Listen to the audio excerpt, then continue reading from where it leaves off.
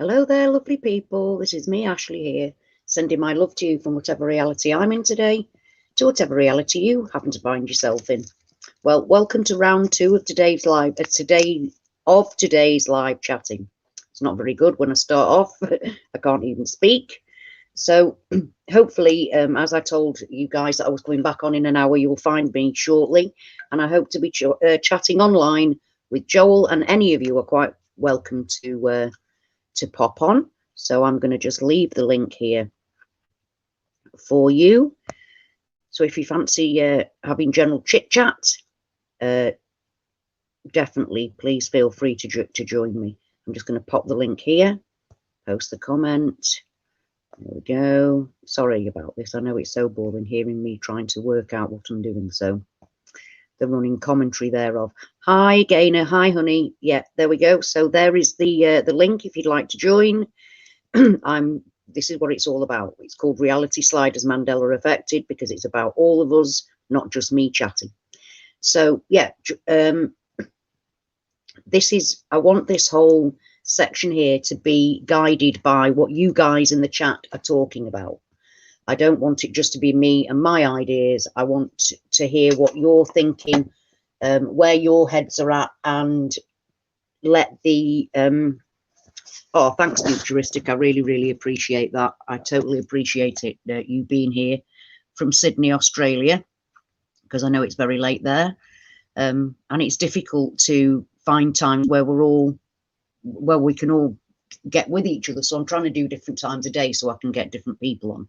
So as I said, I want this this part of the live, because I've done another one already. So this part of the live, I really want to be about us talking together as a group. So if you've got any ideas about anything that you'd like to talk about, or in fact you want to come and join me live, I have left the link in the I've left the link in the comments, and it seems to have gone. I can't find it. How weird. No, I can't find it. Oh no, there it is. Read, Ashley, read. I've even got my glasses on. That's how bad I am. So yeah, before I was talking about how the Mandela effect is absolute proof of the divine, and I want to touch a little bit on the fact that, like I said before, physicists should be absolutely jumping for joy and wanting to talk to the Mandela community, the affected community, to find out exactly what it is that we're experiencing. And I want to know your thoughts as to why.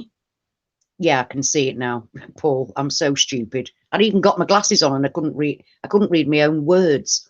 So I want to know what you guys think. Why do you guys think that physicists are not dealing head on with the clear? I mean, because clearly they know. If we know about it, do you think they're not going to know about it?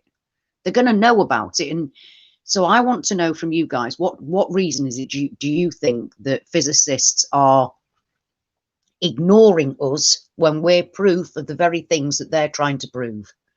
You know, the very things they spend every working day, in fact, not just working days, but on time off, thinking about what creation is, what we are, what makes it all.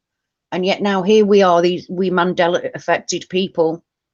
Hi, King Kai. As Mandela affected people, we are proving what they are actually studying, what they spend all their time looking into. We're proof that what they're saying is real. I've watched quite a few programs where they're talking about different worlds, different realities, different worlds, different universes, different dimensions. Even the pastor in the church that I listen to on a Sunday,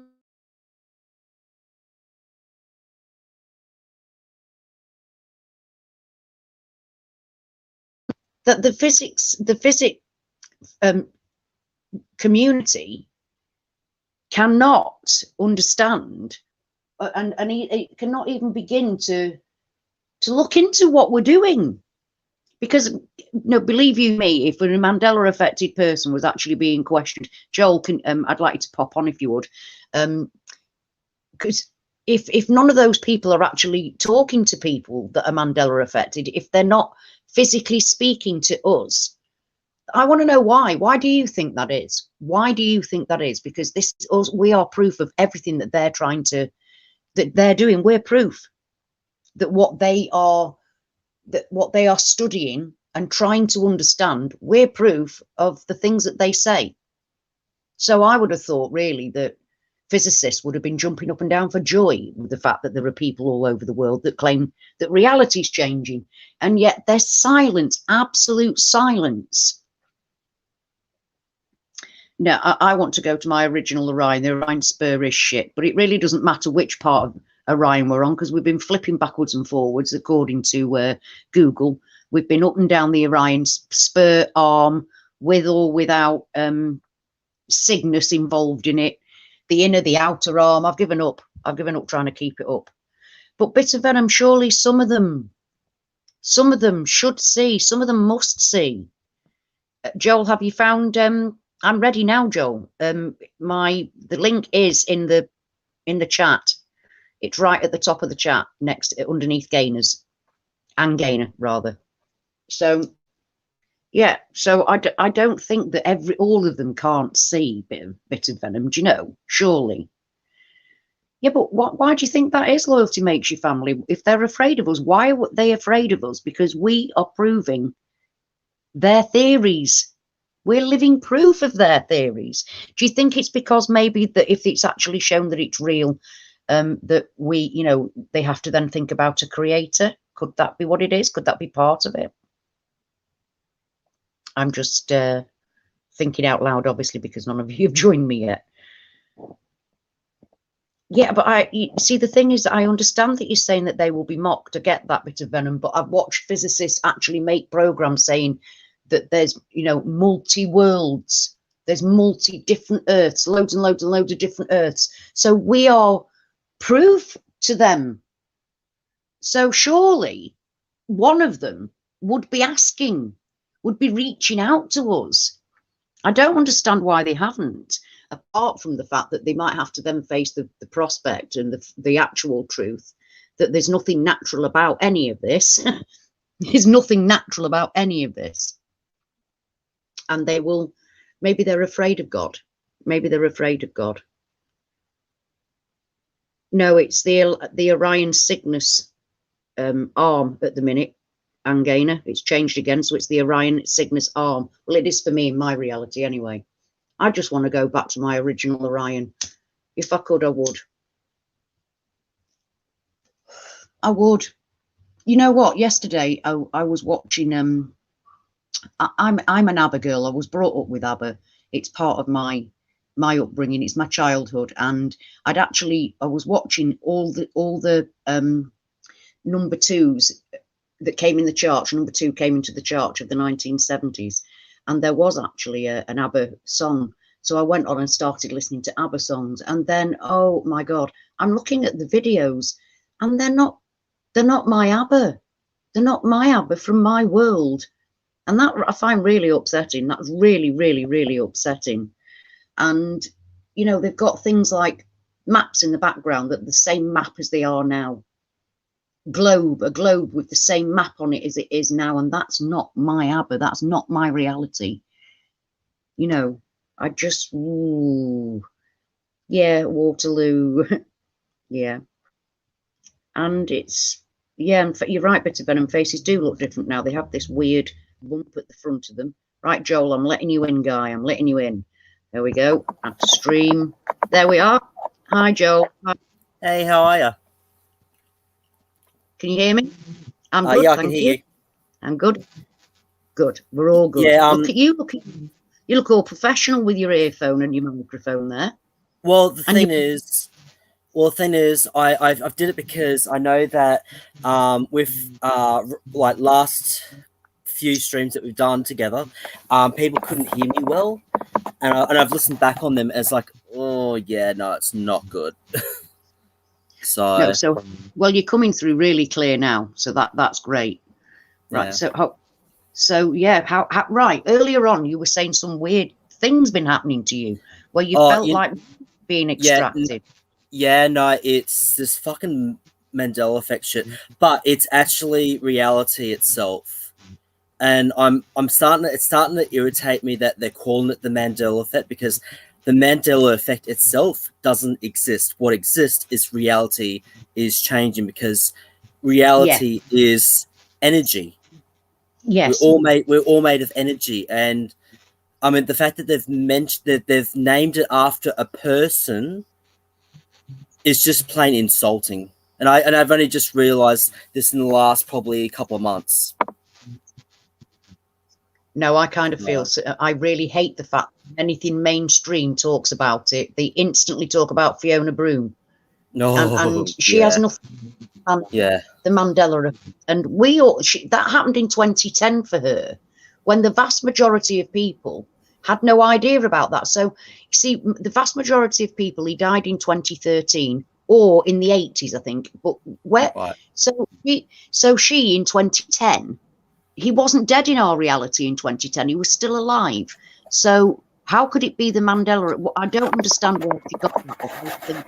Because she's backed off and left us to it.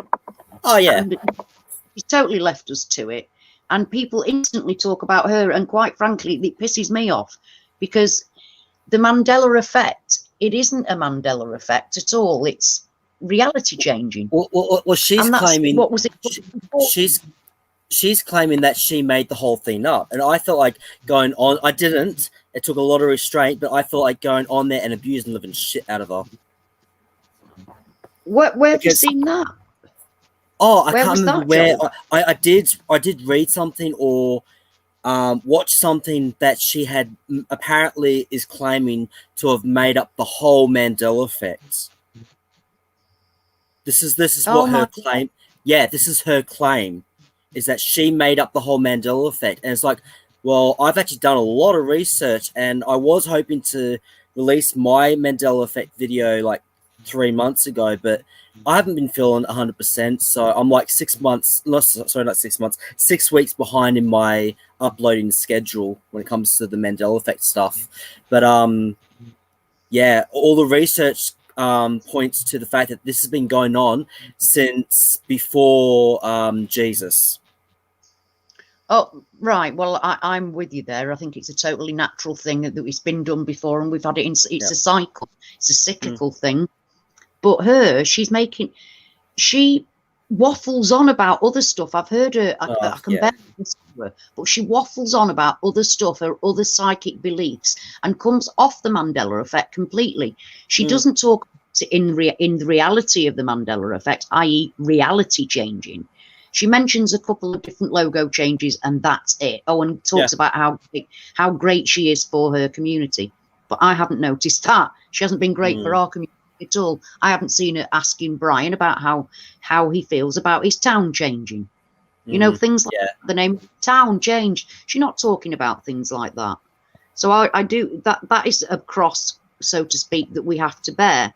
The fact that there's a particular woman who's named what's going on with us even before we even knew reality was changing. Because for the vast majority of us, reality only started, for me, it was 2015 when we had this big wave of changes start happening.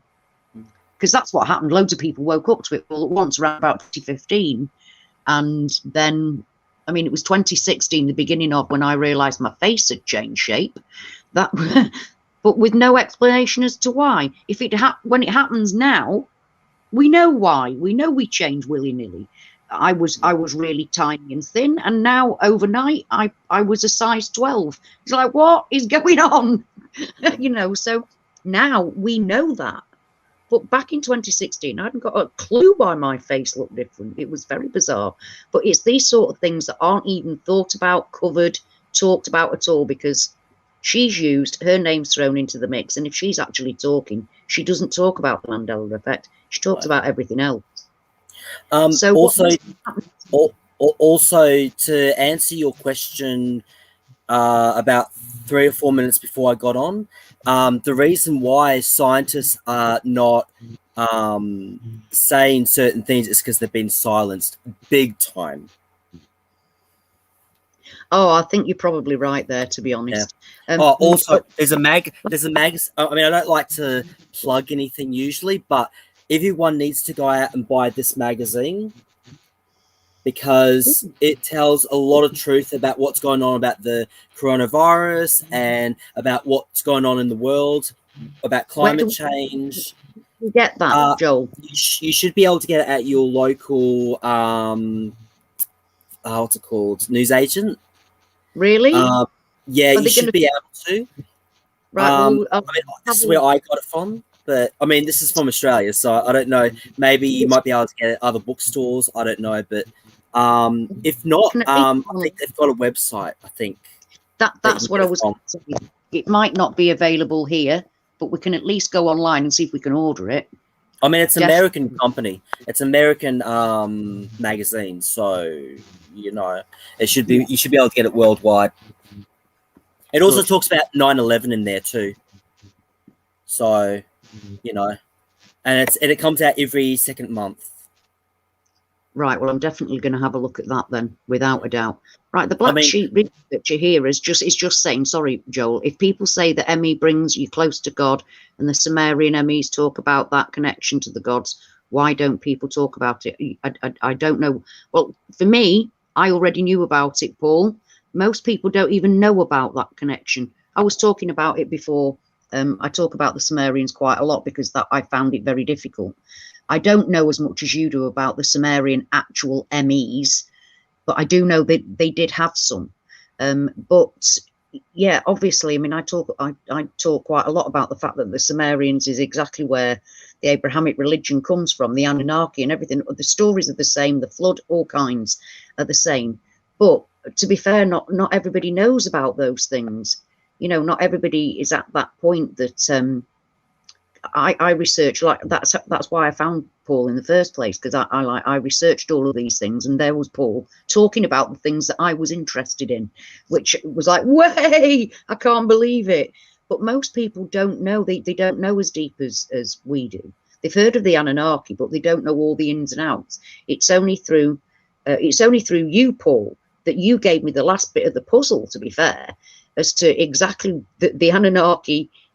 The Anunnaki and their stories, the Sumerian texts, were actually connected to Abraham. You gave me those extra bits of the jigsaw puzzle, but I don't think that most people actually know, don't know much about that sort of thing. And I'm with Anne Gaynor. It is very, very much like living in the Twilight Zone. And I've been watching the Twilight Zone quite a lot lately, being back in my own home with no TV. And it is like the Twilight Zone. It's like we've walked into the Twilight Zone. We're living it every day, aren't we? It's funny that you said that, though, because the Sumerians and the Anunnaki, a lot of their stuff isn't in the Bible, from what I've been told. No, quite a lot of it actually is, Joel. Quite a lot of it. Okay. Maybe not all of it, but quite a lot of it is, yeah. Well, yeah, I've been told that some parts of it hasn't been put in because the Catholic Church didn't like what they were saying, because some bits that they were talking about, I think it was the Sumerians, I'm not sure, don't quote me on it, but apparently they were saying that there's proof to suggest that that Earth is actually hell, and the God that they're talking about in the Bible is actually the devil, and God itself is not of this world. God is actually outside of the solar system. So yeah, if we raise our vibrations, we can actually get away from the Earth. Because what happens is, with reincarnation, apparently that's been sucked back into this void of what Earth is, which is hell. That really blew my mind, because before then I was kind of like on the fence of like, do I believe in God or not? And then when I heard that, I was like, right, now I do believe in God, because of the fact that makes perfect sense. Because in the Bible it says, you know, if you do something bad, you'll get punished for it when you die. But then how come karma works? Like, you get punished. And the whole saying, like, and they said, like, you know, life is unfair. If God existed on our Earth, then why are we suffering? It makes perfect sense. They have to think outside. I think you have to think outside of that. I mean, we suffer because of the actions of man, not because of the actions of Well, God. And God that gave us too, free that will. too. God, and he also did promise that he would never ever again bring a catastrophe to wipe us all out. He promised us that he would never do that again. So no matter what it is that we do, it's our own actions that do it. It's, you know, as humanity, it's our own actions. It's man's actions that cause the grief and the upset, which is why I'm a humanitarian. I fight for humanitarian causes in my normal life, because you cannot even begin to just to say. I mean, a lot of like religious people in inverted commas, they're like Sunday Christians. They don't think about things outside of going to church, and they're very just blinkered with life. Whereas you have to be more open-minded. You have to look at other people. You have to think about the person next to you as much as you, in fact, if not more than you yourself. And that ties in. I mean, it's not religious, it's spiritual, and that's why God made us. There are people that are evil. There are people that are evil in this world because of their own actions. And it's not because of Satan, and it's not because of God. It's because of their own actions, because God gave us the free will, to choose and decide how we were going to live. And also from what I've read about and learned about, we are here to learn, to spread love. Our little bit of light is our God-given light. This is an experience. We're spiritual beings, for whatever reason it is, experiencing a human existence. So all this is about learning and experiencing something. I think it actually was it you, Paul, Black Sheep researcher, that said that consciousness is God experiencing. He has no way to experience it but through us, because he created it and he's outside of all of it, and he's inside all of it. He's all of it, but you know what it's like. You can't see the wood for the trees, sort of thing. So it's kind of like God has given us this so that for creation, as a way of him. He gives us the ability to have our free will, and whatever we do within our life, I think eventually we're going to have to answer to him for it. But ultimately, he gave us this gift somehow for his own self too, because through us he learns. Through us, I say through us he learns. He experiences what we do through that. I believe a little bit of it anyway. I'll be back in a minute. I just need to take these piercings out because the headset's kind of making them sore. So okay, no worries. Yeah, so I'll back in a minute. I'll just need to take these out. It's okay, love. Back in a minute. Okay, back in a minute.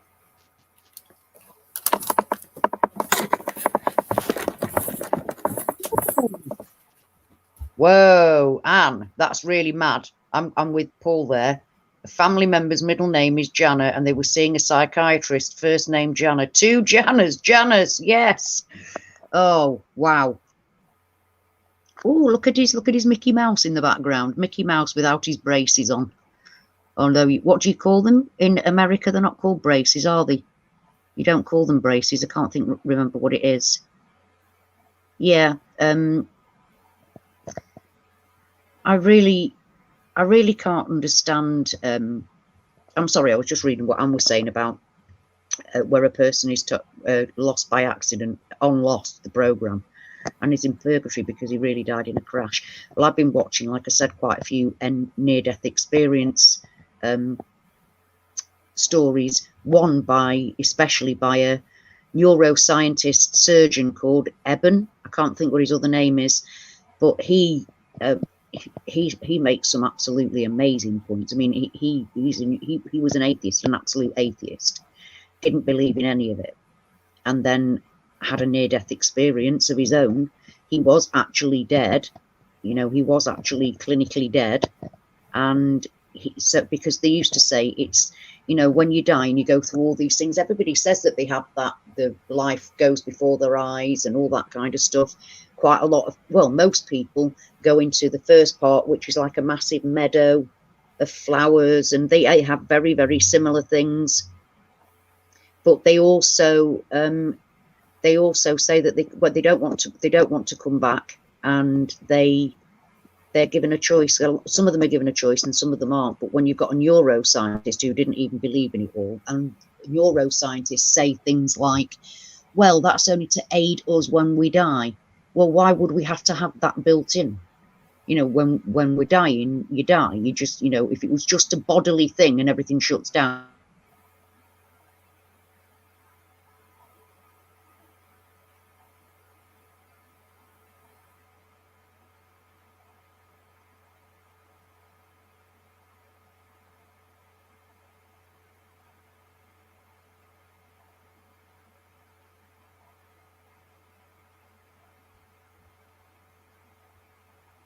just not right. You can't. It's a lot more. It's a lot more than just that. It's a lot. King Arthur is what? Sorry, King Arthur is what, Joyce? I'm sorry, I don't know. Oh yeah, it's now stuck in a black anvil. Yeah, you're right. Do you remember, Joel? You showed me the picture, didn't you? Of the black anvil. Unfortunately, it's still affecting me. I don't want to talk about that. I really don't want to talk about that. No, I totally get what you mean. And I took your advice, and I haven't watched Snow White. I can't. Every time I think about it, I just can't. No, I'm still like that. I can't. My friend over Christmas, she actually she messaged me and went, "Oh my God, the Wizard of Oz! What's happened to it?" Because it no, it has changed big time. It's awful, and it really creeps you out. It's a horrible. I'm Mandela affected. It's really a creepy. But like I said, our energy is changing. Now, I've came to the conclusion that the reason why this is happening is because our frequency has changed from the 4D experience to a 5D. But the reason why we're experiencing the Mandela effect, and I really shouldn't be talking about this just yet because I'm still trying to get all the information, but the reason why we're changing is because we keep flip-flopping back between the 4th and the 5th dimension. Yeah, that's definitely happening. And that's why it's screwing up our frequencies, and that's why we're having these changes. Because we're drifting in and out of the 4th and the 5th that's coming, aren't we? Yeah. So we're drifting between the two, which that's brilliant, Joel. I mean, that from when we first spoke, that's the fact that you've discovered that you found that out, and that's, you know, that's pretty amazing. This video that I'm going to be talking about on my channel, which I'm hoping to do sometime this month. I'll be talking about dead entities, and it all wraps up with the whole Mandela effect stuff. There's going to be a lot that's going to go like, oh, I can't watch this anymore. It's too much information, because and a lot of it you got to keep an open mind, because the moment you close your mind off, it's not going to make sense. No, that's it. I mean, I think we all had a fairly open mind and we questioned things, but you just go, wow, and you just take in as much information as possible. And now, like Futuristics just said, that I'm fun to listen to because I'm enthusiastic about what's happening to us. And yeah, that's what it was all. To me, that's what I made this for. I wanted to be. I made the channel for us, but it was my way of getting it out of my system, because you can't talk to your family and friends about it. I mean, I'm lucky there are a couple of people that I can now speak to, but it's rare that I see them. So in the main, I can't. So being able to speak the words and get it out was the only thing, first of all, that stopped me going completely mad. Then thankfully you guys all found me, because I thought right from the beginning, if I'm going to do this, I'm going to have to do it for real.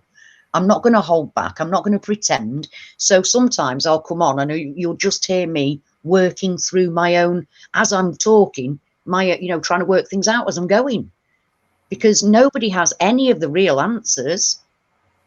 None of us have any of the real answers. We just trust in our creator and hold on, hold on while we're just being dragged around from reality to reality.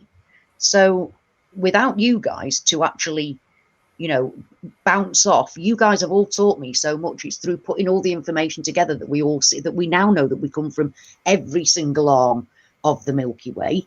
Wasn't it like 4 dimensions we worked out that we're going through? Yeah. I've got 4 separate ones that I've actually seen change in front of my very eyes, just on one building. Just Oh, one. So if I'm going to go from that one building, change 4 times. you know what? You know what is changing for me all the time? The first half of season 4 of Charmed, Alyssa Milano, which plays Phoebe, her hair keeps changing. Do you know what There's an episode that's not there anymore either. And I've had the same DVD set for 10 years. Wow. And it's changing constantly. Changing constantly. I've been meaning to make another video about it. I just haven't had the chance. But her hair color keeps changing. That's just madness, isn't it? Oh, like your own thing at home. It really is. And even certain lines I've noticed is starting to change now too. It's like, well, hang on, I only watched that like 6 weeks ago. Why are they saying that's slightly different now? It's like, and it seems to only be that first, I think 6 or 7 episodes. Right. So the changes. After that, there's no changes. There's no changes after that 7 or 8. So it's the first season. No, the 5th. Sorry, it's the 4th. Let me show you. Yeah. Right. And by the way, hi Richard. Oh yeah, you're in Florida. Ooh, right. We had all nasty, but now again, it was not long ago. It's all crazy, completely mad. Okay, so this is the 4th season. Right, yeah. Now, the episodes, it changes after, where is it? When it comes to Lost and Bound, which is, I'll just read what the episode's about. The 3 sisters must teach a 10-year-old fire starter how to use his power for good before his demon bounty hunter foster parents find him. Now, the episode before Lost and Bound, Phoebe had cut her hair and dyed it dark brown because she was blonde, and she dyed it like at the beginning of the episode she was blonde, and a few things happened in the episode, and then at the end of the episode they're at P3, and she had cut her hair from down to there up to there, and she had shaped it and dyed it brown. That scene doesn't happen anymore. It's completely gone, and the couple of things that were in that particular episode is gone. Now, all it shows now is the beginning of Lost and Bound, and her hair had already been cut again. So, yeah, there's an episode on that is no longer there anymore.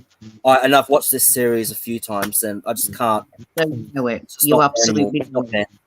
And I know this series off by heart, so no one can tell me that I'm just misremembering, because this is really when I started getting into Charmed, which was the 4th season. I was like 14 when I started watching this season, and I'm 32 now. So there's no way that anyone could tell me. And I mean, I used to love Melissa Milano. I had a bit of a crush on her at one stage.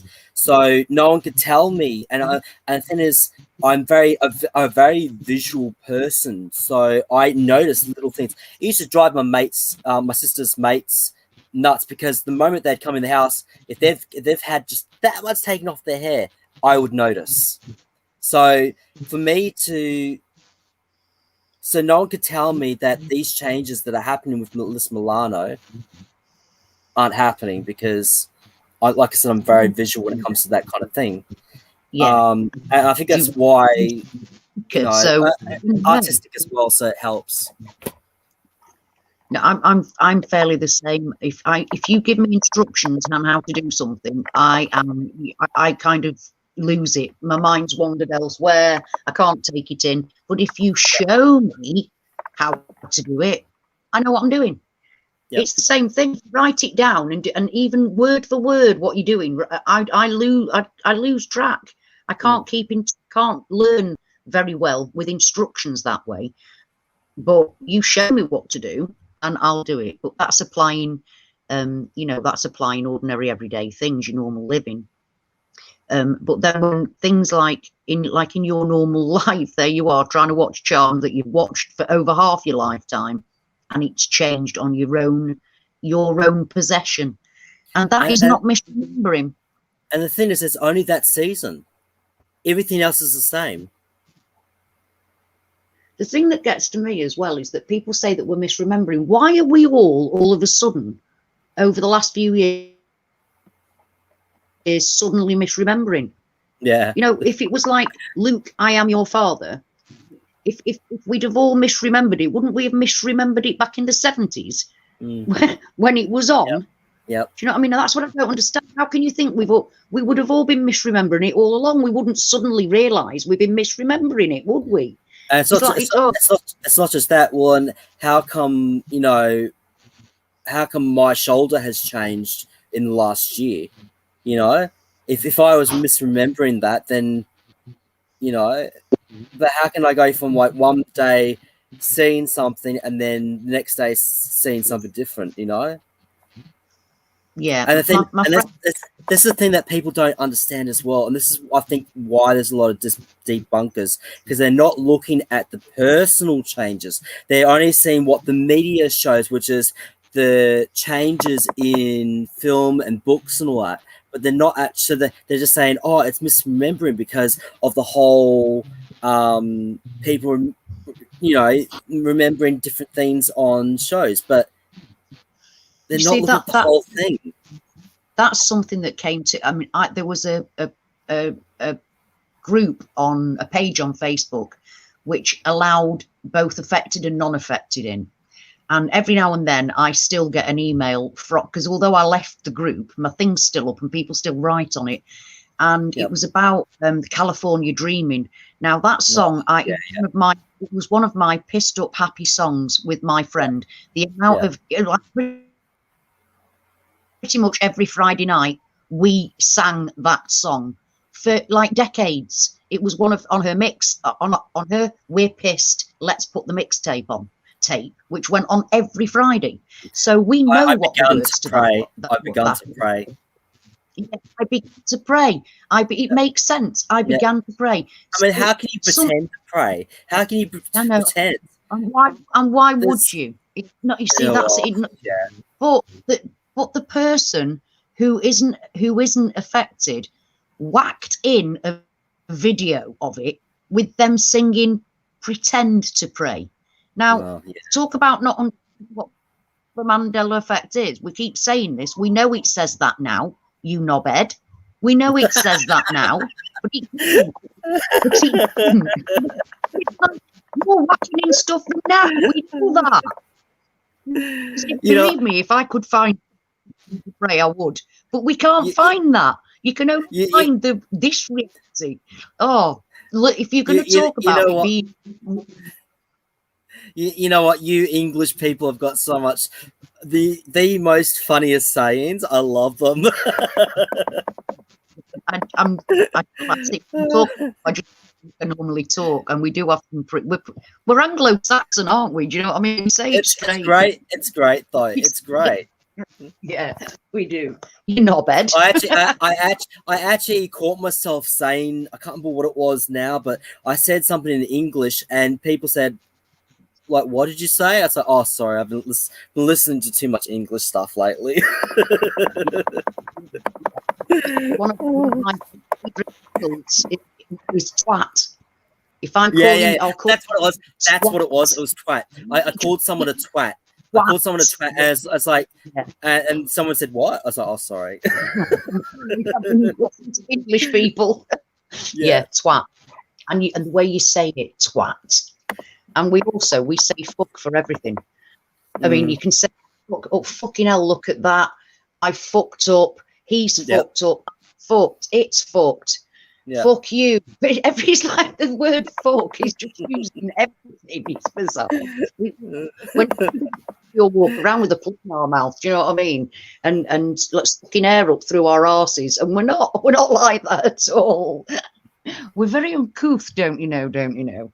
So when, like I said, when I'm on here, I don't. When I make, you've seen all of my videos, my activism on everything, Joel. I don't talk like this on them.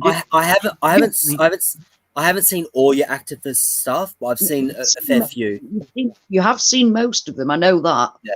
You've seen, and you can see the difference, because there I've got a message that I want to get out, so I don't swear, or if I do, it's not very often. But here, I'm just being myself, talking as me about things that are about me. So I will swear. And oddly enough, the Mandela effect, I don't get triggered by anything really very much. But if you're going to disrespect the Mandela effect, then I'm triggered massively, and it offends me. Talking about the Mandela effect. I've been praying to the universe that because my mate Blade said, "Oh, it's not real, it's not real, it's not real," and I said, I'm gonna make you believe it. Guess what? Right. My friend Blade came out with a video saying that he found something that is definitely Mandela affected. Whoa! I was like, yes, I win. Yes. I made you believe. I said, I messaged him and said, wait until the body changes start happening. Then you'll know that I'm not crazy. Because that's what he was saying. He said, I'm losing it. And it's like, well, I'll be praying for you. And you mean, I mean, like, you know that I'm not religious, but no, when someone starts saying that I'm wrong about something, I make them believe. I prove to them why I believe in such a thing. So, I win. That's brilliant. That really is. It really is. My friend who's she's Muslim, and she'd seen changes, and she believed in the Mandela effect, and she'd seen changes, but we're still not really respectful. I haven't seen her for quite a few months, because obviously I've been with my family in Cheshire. And when I came back, we looked at each other, and because I'm a vegan, I took no notice of the ridiculous lockdown. So I went to her house, and she said, "Oh my God, Ash," she said, yeah, I totally believe in the Mandela effect. She said, this road where she goes down every day, because she has to go to a children's school. She said there was a massive new building with a load of scaffolding around it the next morning. It wasn't there before. And I went, I know. Yes, I know those things happen. Oh my God, I'm having loads of heart palpitations all the time. I am. But then that's part of my... I must admit, you're probably the only ones that I know that are going through so much shit. Oh, it happens. It does happen all the time. So affected, it's not funny. Yeah, I am. Like I said, some people they can see changes and not be affected by it at all. And yet I can't pretend I'm not. It's really difficult. Having 3 months living with my daughter, and literally I was in the living room for 3 months, as that's where I slept. Everything was in the living room. And she had the TV on from first thing in the morning, and I'm just seeing change after change after change. And she lives at one side of the town, and my husband lives at the other. Now, in my daughter's house, it's checkertrade.com. In my husband's house, it's trustatrade.com advert. And I'm like, different bloody reality from up the road. How are we supposed to deal with that and not go, oh my God, in front of them? You know, it's funny that you said that, because there was something the other day. I don't remember what it was now, but same kind of thing happened to me. I went from somewhere to my house, and in that space of time, something had changed. But I don't remember it. That's the thing. Things are happening lately to me, and 5 minutes later, I can't remember what the thing it was that changed. Whoa! So I'm not even able to keep the memory of what it was that changed. And it's happened. It's happened twice since I've talked to this Christian guy the other week.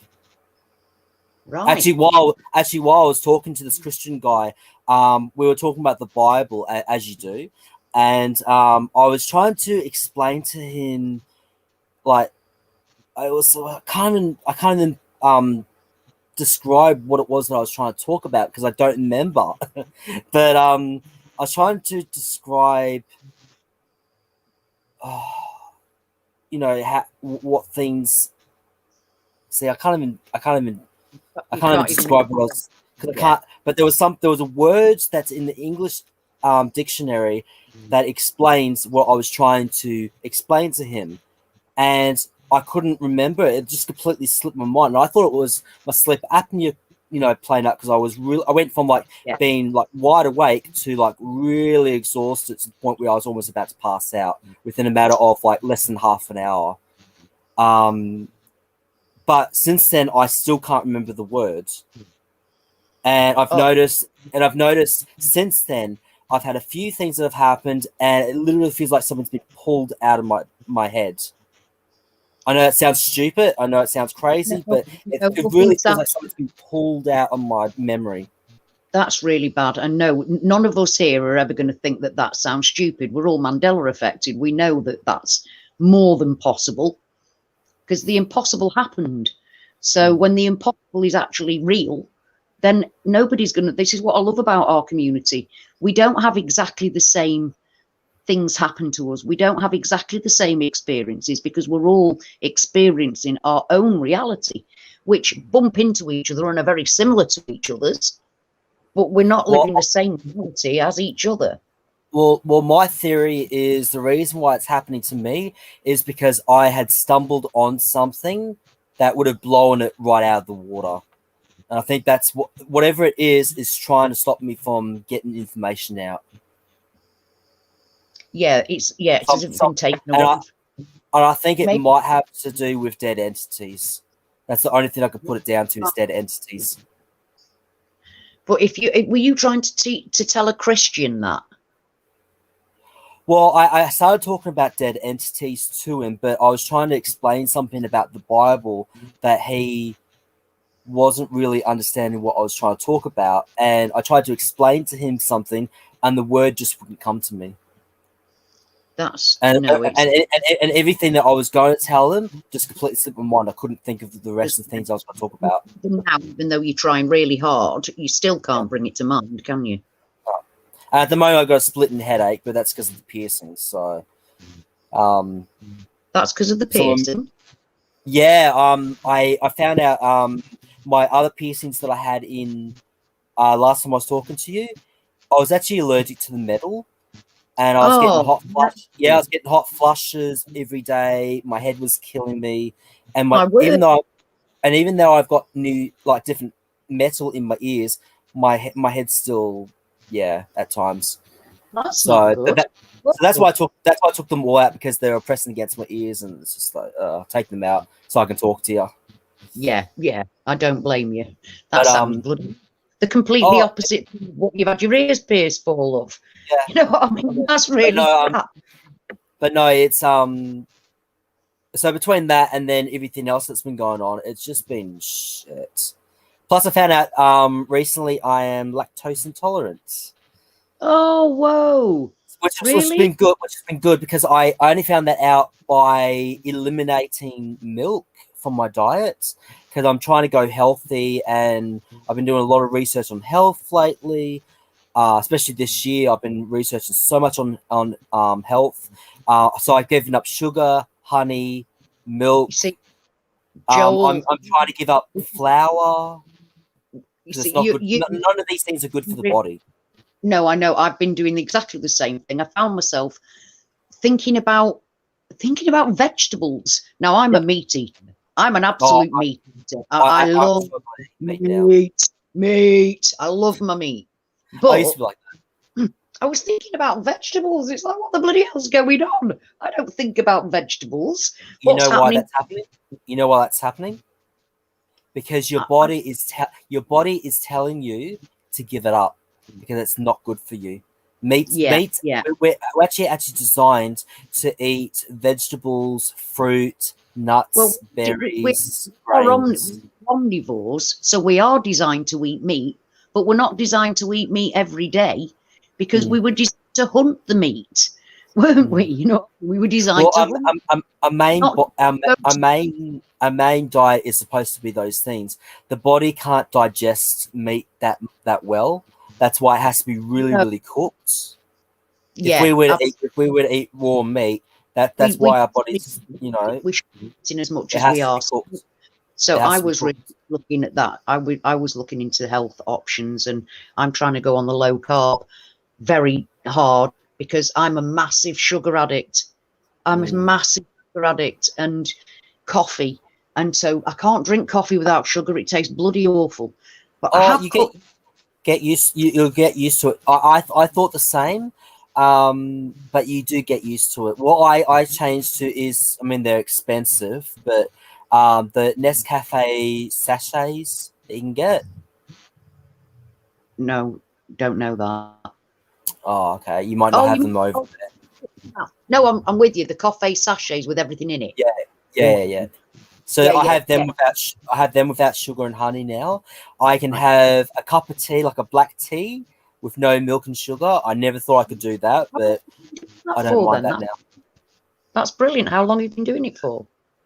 I started at the beginning of February. I gave up milk. That wasn't an easy decision, but I thought I need to do this. This is before I found out that I was lactose intolerant. And that's only because of eliminating milk and sugar. I was able to work out what things I was eating and how my body was reacting. So the other day I had custards and threw up rings around me about an Whoa. hour later. About an hour later, and then yesterday I went to, which is weird because I can eat Domino's pizza, but actual pizza from Pizza Hut threw up rings around me. Oh, that's really bad. So I mean, I'm able, which is good. It's good. It's a good thing because I've been able to eliminate, and the list of foods that I know that I now cannot no longer eat is growing yeah, by the week, and yeah, it's great. I feel more happier as well yeah, since happier giving up about these foods. it. But it But literally is with the sugar is so hard for me. I well, used to drink my coffees. I used to drink my coffees with 3 white sugars and then a capful of syrup, of hazelnut oh, syrup. Like oh, that's how my sweet tooth is. That's how bad my sweet tooth. Well, I've cut that wow, down to yeah, 2 brown sugars. So I've okay. done really, really well, and I've been on 2 It brown takes a sugars while. now for about Mm. 18 months. But I Yeah, that's good. can't, and I don't drink as much coffee in the day as I did, not by a long way. So I have cut down the sugar situation quite a lot, but it's something that I just find so hard to cut out altogether. Even if I'm Fun. drinking a fruit tea, I have 1 brown sugar and 1 honey. So I cut down the brown sugar in it and I have honey with it, but I have to have the brown sugar, otherwise it doesn't taste nice to me, Right. and then I can't drink it. So Well, no, it's interesting because since I've given up sugar, which I gave up sugar at the end of, I had my last tea with sugar on my birthday, which was the 24th of February. That was the last time I had sugar. I still have, don't get me wrong, I still have my cans of soft drink yeah, and I still have my energy drinks, but with my energy drinks, I have a bottle here. So this I will fill half with energy drink and the other half with water and mix it. right, yeah, What that does is it dilutes the energy drink and gives you a long, like a very even high, and doesn't give you that crash that caffeine gives you. right, yeah, yeah. So I found out Oh, since giving up sugar, I can't eat crisps anymore. They just, I had a packet of crisps the other day, and it tasted absolute foul to me. So I can't eat that anymore. I don't really enjoy what's called lollies anymore. I don't enjoy chocolate anymore. Um, I don't enjoy ice cream anymore because of the throwing up, and it just doesn't taste good to me anymore. so what do you do then to for a treat? What if you, because under normal circumstances you would start fancying some sugary type thing, No, no, or that's what? the thing. But for me, if I want something sugary and I feel like that, ooh, soft drink. But Right, and my that but for thing you. I love is walnuts. Love Oh, them. that's your snack. That's what I mean. Everybody has to have a kind of snack. Yeah, That like and that and I'm really addicted to cut up carrot now. oh, I see. I drink carrot. I have carrot juice and orange. Oh Half and half. wow. Carrot and orange juice, half and half is what I have.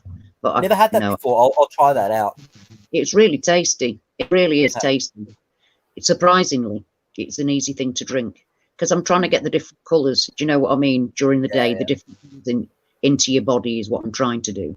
That and literally try and cut down on the carbs because they cut too much carbs isn't good for you. It's actually worse for you than fat is because of your insulin level and everything and your glycemic index and you know what I mean. Well, the thing is, back in I think it was the 1930s or 1920s, they changed how they made flour, and so the body actually can't digest flour, and it just turns it into fat where Well, it never used to.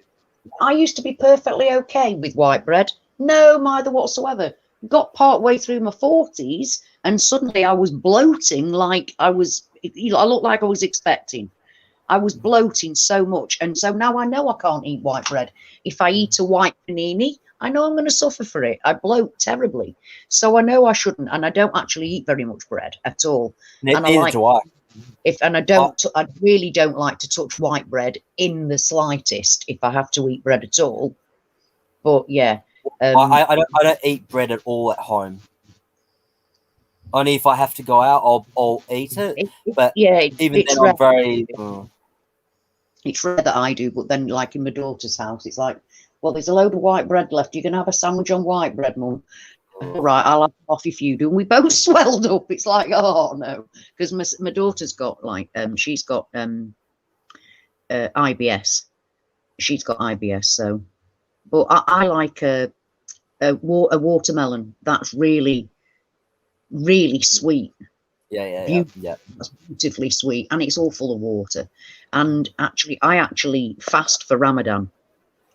Yeah, I've got to ask because I'm looking at doing some fasting because apparently it's really good for your metabolism. Intermittent fasting is very good for you. Like if you after you've at night time, don't eat your breakfast. I know that sounds like really crazy. Well, I never used to. Well, I never eat either.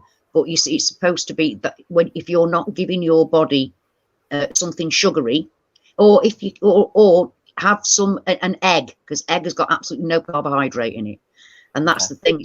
It's the carbohydrate that brings your insulin levels up and turns your food into fat rather than using it. So you're having to starve. It's actually better for your body to eat fat than it is to eat sweetie. Yeah, ironically enough. Yeah. No, it really is quite crazy, isn't it? So yeah, both you and I have really looked into things, haven't we? To be fair, I'm not out there singing much at the moment because it just hasn't been worth it, to be honest. So I've been at home a lot. I've been doing a lot of research because of this whole coronavirus vaccine passport bullshit. So I've been trying to work out how can I live without eating all the foods that I used to love, and looking into health, and because I want to get rid of this acid reflux before this bullshit happens. Right. Okay. Then one way to do that is apple cider vinegar. I've heard about that, but I haven't been meaning. I've been meaning to get it. It is amazing, and it is amazing. And the very first time I tried it, it was like, oh my god, that's vinegar. But I put like three capfuls, because they're only tiny capfuls. Three capfuls in a large cup of water with a lemon squeezed into it and honey. First thing in the morning. I don't have honey anymore either. Well, you don't have to have the honey with it, or indeed, you don't have to have that. You can have it just plain because it doesn't taste of vinegar. The first time it does, but after that it doesn't. It's quite normal, and that's what I've been doing that for 2 weeks. Tomorrow it'll be. I've been taking it every morning and sometimes at night before I go to bed, but not always. But in the first thing in the morning on an empty stomach, have that for your breakfast.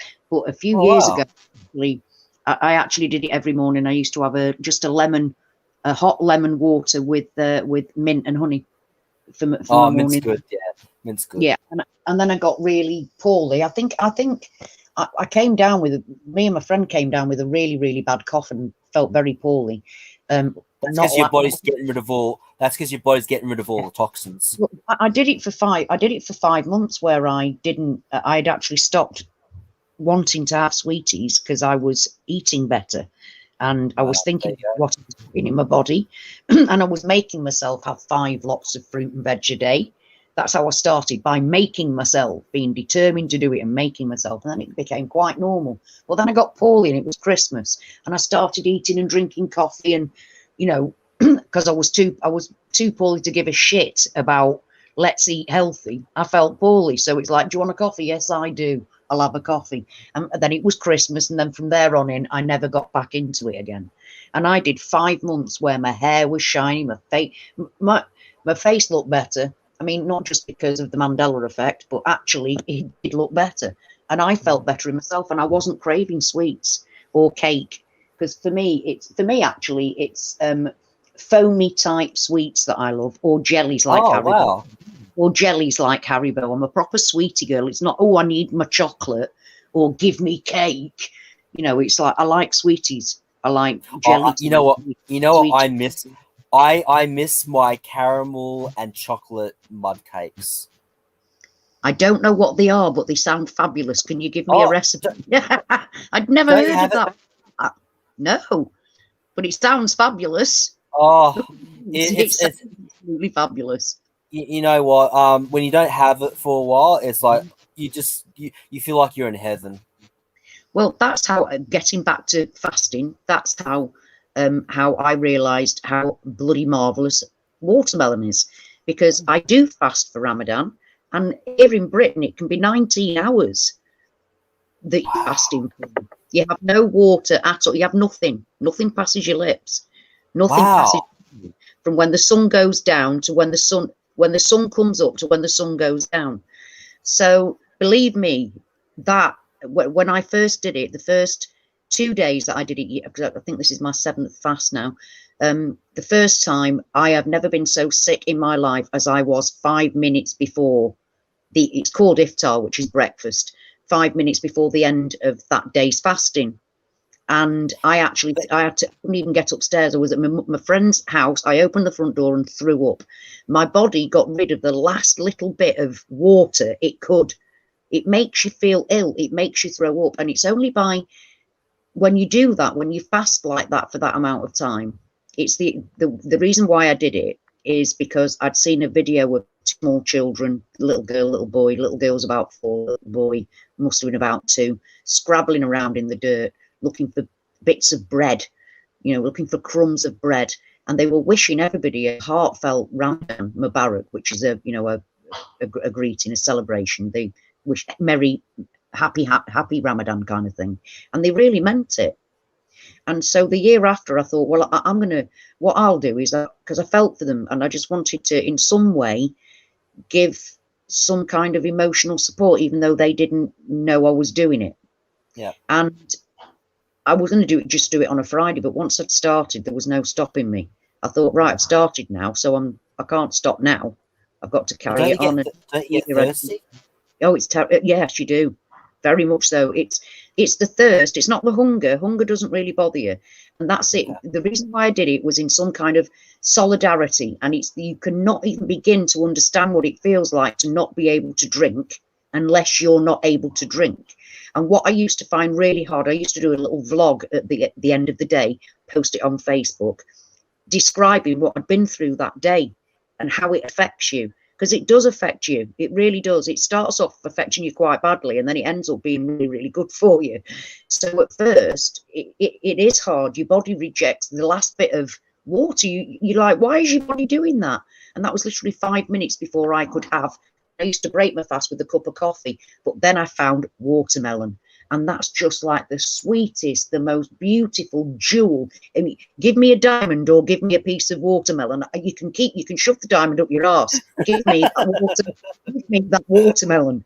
It's like a precious gift. Watermelon when you haven't drunk for 19 hours. It's a precious gift. So that's how I discovered the joys of watermelon. Wow. So yeah, it's this week. Ramadan starts this week. It's 3 weeks. I think it's 3 weeks behind every year. The first time I ever fasted was July. It was right. Then the year after, it was actually on the longest day of the year again. So it is difficult. I mean, this year it's going to feel like virtually nothing because it's 2 hours. It's 2 hours less than the first few that I ever did. But yeah, to be able to, it teaches you an awful lot about yourself. I'll tell you a funny story. I was saying earlier on that we really like the hazelnut syrup. My friend and I do. Now we used to drink Dow Egbert's hazelnut coffee, and it was one of the things that we loved to have at iftar after. It was one of our pleasures. Anyway, they stopped selling it. We went out one day. We walked for miles. We went in loads of different shops trying to find Dow Egbert's hazelnut coffee. Anyway, on about the 5th shop, and having walked some bloody miles, I lost it. I absolutely lost it. I was in the shop. I'm flinging my arms about. I'm stamping on the ground. I'm snapping at people. I marched out of the shop in absolute disgust. And then I had to give myself a right wobble. I had to give my head a right wobble and a good talking to. Because what was I actually fasting for? Because people fasting for, when I'm lucky enough to, I know from the minute that I start fasting that day, exactly to the minute what time the sun goes down. I know it's 2 minutes past 9 tonight. Do you know what I mean? That kind of thing. You know to the minute, before you even start fasting, when your fast's over. So I was always aware that the people that I'm fasting in solidarity with, when my fast is over, they've still not got water. They've still not got food. They're still in my dire situation that I was 2 minutes. Like, believe me, 2 minutes after the fast is over and you've had something to drink and a little bit of something to eat, you're like crazy. You feel euphoric. You healed very, very quickly. Very, very quickly. And it is very difficult to keep going, especially at the beginning. It's very difficult to keep going, but ultimately you find out a lot about yourself. I mean, I gave myself a right talking to. I'm trying to do this in solidarity with people that have children that have no food, no clean water. That's what I'm doing it for. And yet there I am, throwing a typical first world paddy in the middle of a supermarket because I can't find what I want. We're realistically, we really are a spoilt, like the Western's world is really quite, we're really spoilt, really. Oh, we are massively so. I mean, I've learned to cut back on my expenses because I realise that half the shit that I'm buying I don't need. No, exactly. Don't get me wrong, I still buy my CDs and I buy my plants, as you can see, but you know, we still are allowed to treat ourselves. I don't buy any more clothing because I worked out the other week. If I live to 80 years old, I've got enough jackets and t-shirts and jeans to last me until I'm 80 years old. I mean, this I mean, this one here, that one there. This one here. That's all full of jackets. Right. There's about 4 or 5 that I haven't worn, and then yes, the other day I must admit I did go out and buy another like jumper, but that only because it was tie dye. I love tie dye. Right. Yeah. So I mean, I've got more. I don't need to buy any more clothes at all. So I've banned myself from buying clothes apart from that tie dye shirt, that jumper. But apart from that, I've banned myself because I don't need it. I think every woman on this thread and beyond, you know, that's why I laughed out loud because we've all got.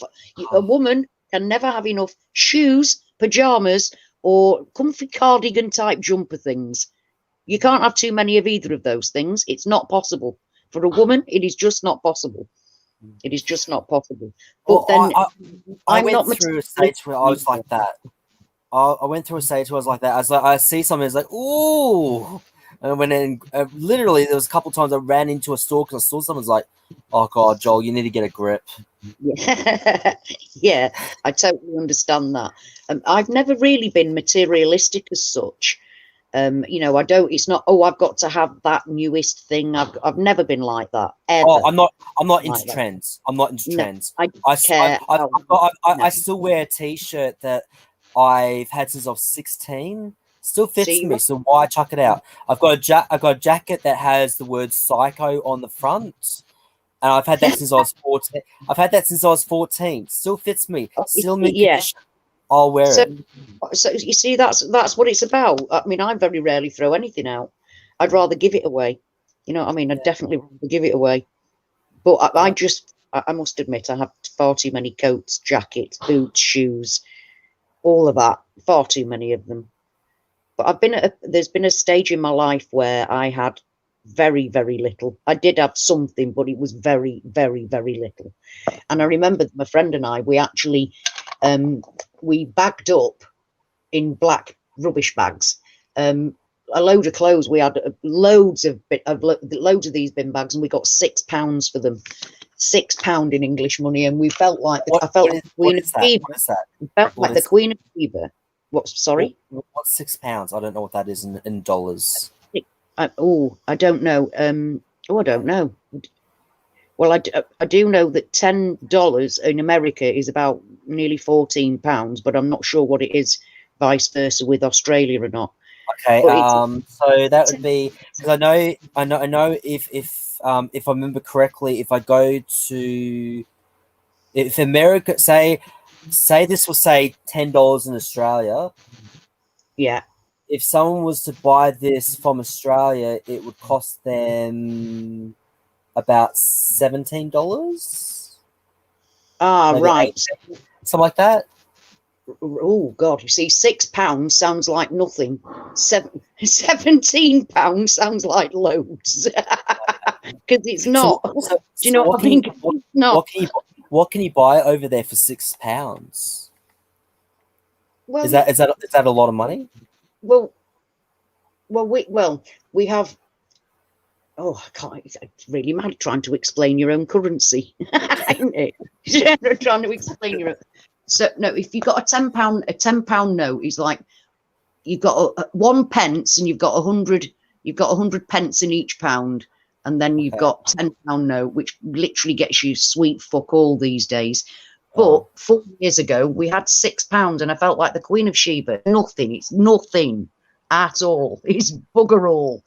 In the great scheme of things, it's nothing. But we felt like royalty because we could go and buy an actual bit, a chicken breast. We bought a chicken breast because we'd been living off eggs that had barely seen a chicken, rice, and occasionally a bit of spring onion to put in with that. And then we'd get some kind of nice herb type thing that's only cheap, and then we'd add the herb or spice to that meal.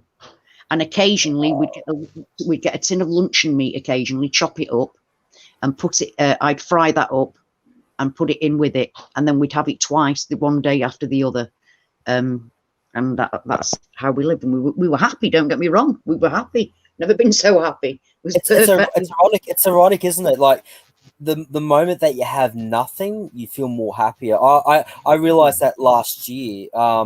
Because from the last, I didn't actually start buying a lot of stuff until I moved into the last place. So that's about 7 years ago. And last year I was like, I'm cutting out on my expenses, just buying what I really, really want, and that's it. Yeah. So even when I go in to buy a CD, I go in there saying, right, I'm only going to buy this one CD unless there's an artist that I really love that has come out with a new album. Yeah.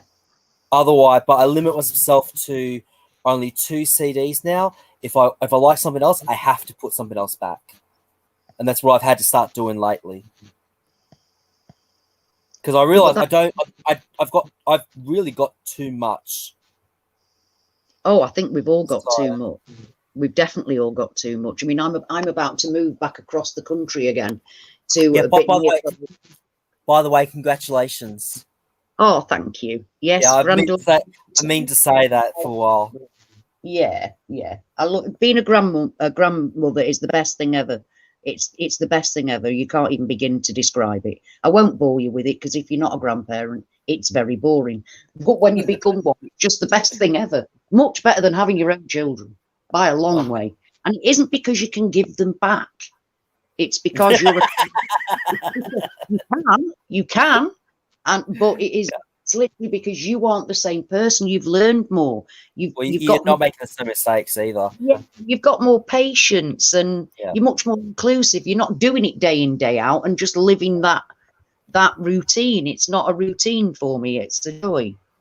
So maybe a bit different if I had to live it. But like I said to my daughter, I've been where you are. I did that bit. Do you know what I mean? I did that bit. I'm on the other side of that now.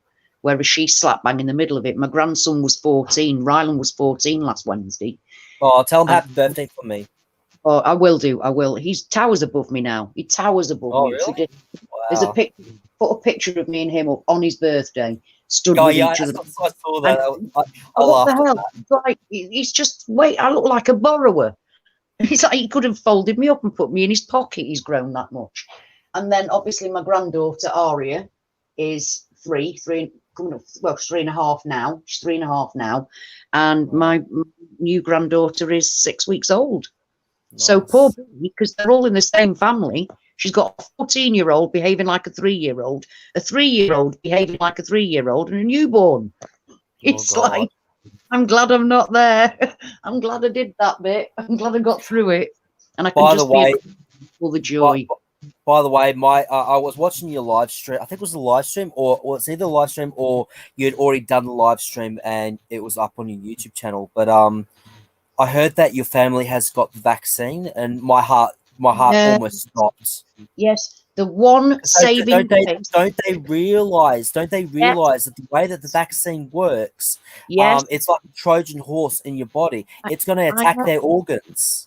And you see, they don't trust what's being said. They don't trust the government. They don't. Then my husband phoned for 3 days in a row to get the vaccine. I mean, they've just raced. All my family and friends have just raced towards it. The only saving grace in it all, I think, is that my husband and I are both in massive agreement that there is that, because they're talking about vaccinating our children now, openly talking. Yeah, I heard about that. How the AstraZeneca. Don't even talk to me about that. That is an asshole of a vaccine. Everyone's getting blood clots. That's the one my family had. No, come on. Isn't yours? I mean, no offense, but isn't your family smarter than that? Apparently not. No, they came to the like I said. Thankfully, my husband, like one of his friends, said, "Well, because they know that I'm not. They know I'm an anti-vaxxer. They know I'm not for it." And one of our friends was trying to get me to look at it again and please have it done, Ash. And Steve said, "Wayne, stop it. Stop it. She's not asking you to not take it anymore. We've got to agree to disagree." Because I learned a while ago, you can speak to them till you're blue in the face. You're not going to change their mind. I had to, but my husband is dead set against the children having a vaccine because there's no need for them to. There's absolutely no need for them to. Well, that's the thing. Like, kids aren't getting the COVID-19, and the only ones that are suffering from COVID-19 have underlying health issues to start with, and they're the ones that are dying. Apart from that, if a kid does all of those get it. Yeah, but all of those have been vaxxed in our country. All the people that are in risk of dying have either had it or been offered it now, right? And yet people that have been vaccinated still can't meet up with each other because of the bloody rules that don't actually add up to what's going on. We're opening a little bit more tomorrow, a little bit. We have been on lockdown without the shops being open, apart from, your supermarkets. If you go into town, everything's shut. And it has been since the beginning of January. And they were telling us, literally, love, we've been on lockdown, our third lockdown, since the beginning of January. In February, Boris Johnson came out and he said everything's going to be over the 21st of June. June, 4 months in advance. How the fuck can you know? I know. How, while we're talking about England, while we're talking about England, can you explain to me about this bill? Because everyone is, I've been seeing all over Facebook Kill about the this bill. bill that Yeah. people are protesting against. What is it Yeah. about? The police have been given extra powers to stop any protest. Now, they do say it's only during COVID time, but it isn't. We all know that once they change a law, they never revoke the law. No. So it means basically that the police can be as heavy-handed as they feel that they need to be. Right? They're allowed to be as heavy-handed as they feel that they need to be. And also, it only takes one person to complain about a protest for the police to be given the authority to stop that protest. Oh shit! So they're handing the police. So basically, your human rights go out the window. Basically, is what you're saying. Absolutely. And what gets to me, what really is upsetting, is that Cressida Dick, her name is really Cressida Dick. She is the lead of the. I know she's called Cressida Dick. Poor woman. I'm supposed to be taking her seriously. And she's the head of the Metropolitan Police. She's a woman who's got the best, like one of the top jobs. She is the head of the Metropolitan Police. And we had a girl had gone missing and was murdered, and it was a policeman, an actual Metropolitan policeman, that raped and murdered her, right? And so women came out in held a vigil for the girl that was raped and murdered by the Metropolitan policeman. Anyway, the Metropolitan Police found that they weren't happy with the vigil and wailed in heavy-handed. And this is against women who were protesting, holding a vigil for a dead girl who has been attacked by the Metropolitan Police. So now they're being manhandled by said Metropolitan Police, led by Cressida Dick. Now, Cressida Dick last year, at the beginning of it all, wanted to curb our right to protest. In general, she's wanted to curb our right to protest from before COVID came out, and she again lobbied for us to be, for our right to be able to protest again. And then they just changed it so that basically now they can. They've just given the police these new powers to be able to decide when and where we can and can't. You see, at the moment, if you go into a protest, if you're doing a protest and organising a protest, you actually have to write and ask them. Which is wrong. That's the whole. That defeats the purpose of protest. I've always thought that. But I mean, don't get me wrong. I mean, I've been on a number of different protests, really big ones, over 100,000 people a number of times. And believe me, I'd rather have the police being there rather than agents of G4S. You know what I mean? But this is the government giving the police the powers to act like G4S. And that's what worries me. And that's why everybody's out on the streets.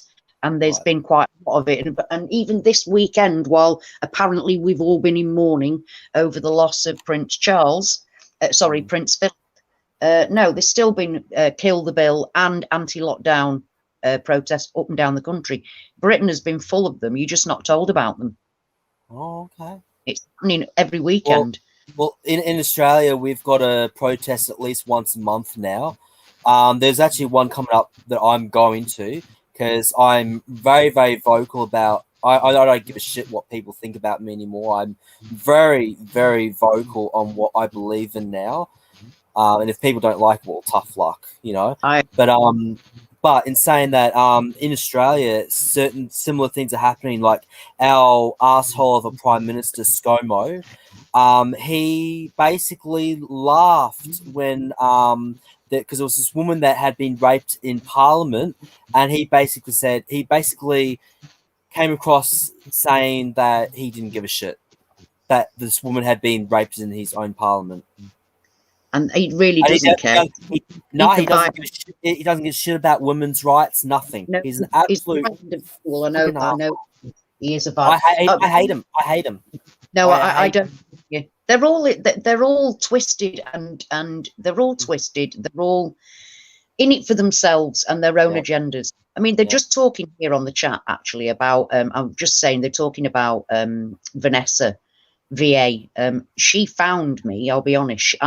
I'm on her compilation of Mandela affected people. She finds people that when they first make the videos and people are losing it, you know what I mean? She finds us and brings us into the fold and brings us into the community. And she did a whole video on me. Mine was a whole video just of me losing the plot. But she found me. She found me, and through her finding me, the guys that were actually on her channel, she obviously gives links to the people's channels. So she told everybody, find this woman here. So that's how people found me, through Vanessa VA. She rescued me. She does brilliant work because she shows us that we're not alone at a time when we feel desperately, desperately alone. And when you look back at my first videos, I mean, I can't even believe I'm the same person, because I was so, my mind was so fucked. I just couldn't get my head around the reality of no reality, that reality was not reality, and that the impossible had actually happened. And yet Vanessa VA, she finds people like me, and she brings us into the community rather than us floundering about in the dark, you know. Well, so you've had time to adapt too, which I helps have. a lot. Yeah. The thing that helps me is the thing that I actually said to Rylan when he realised that reality is changing, and he had a bit of a cry. And I said, the one thing you've got to remember, Rylan, is that I'm still me, you're still you, and we're not being hurt. And that is the one thing. We're meant to have been hurt. We are, but we're not actually being damaged, are we? How we're handling it emotionally and within our own head, how we come to terms with it, how I came to terms with it was, I'm still here. Yeah. It doesn't matter how many times my body's changed, how many times I'm still freaked out or pissed off with the changes that are going on. Like when I was away, this new old thing popped up on the river. It was an old bit of thing that was like, there's a big mill down from that bit, but it never used to be there. But all of a sudden there's a new old thing that's apparently part of a ruin of a mill. It's like, but you weren't there yesterday. So, you know, you weren't there. How can you be a new old thing? So as we're moving through these mind-shattering changes with things appearing and disappearing in front of our eyes, trying to live with that throughout it all, we're still here. We're not being damaged. Talking about disappearing, I've been meaning to ask you this for weeks now, but I haven't seen you online. Have you had a lot of people disappearing lately? Not people, no, thankfully. Oh, we are over here in my local suburbs. There's people going missing left, right, and center at the moment. Whoa! Yeah, left, right, center, and there's been a few dogs that have gone missing as well. It's like, what the fuck's going on? Like, I never used to hear, like, every so often you'd hear like someone go missing. That'd be sad, but like within 1 week there was like a good 4 or 5 people going missing, and like 2 dogs. And I was like, no, what the fuck? That's too freaky. That's too freaky. And the thing is, I pay attention because I'm awake.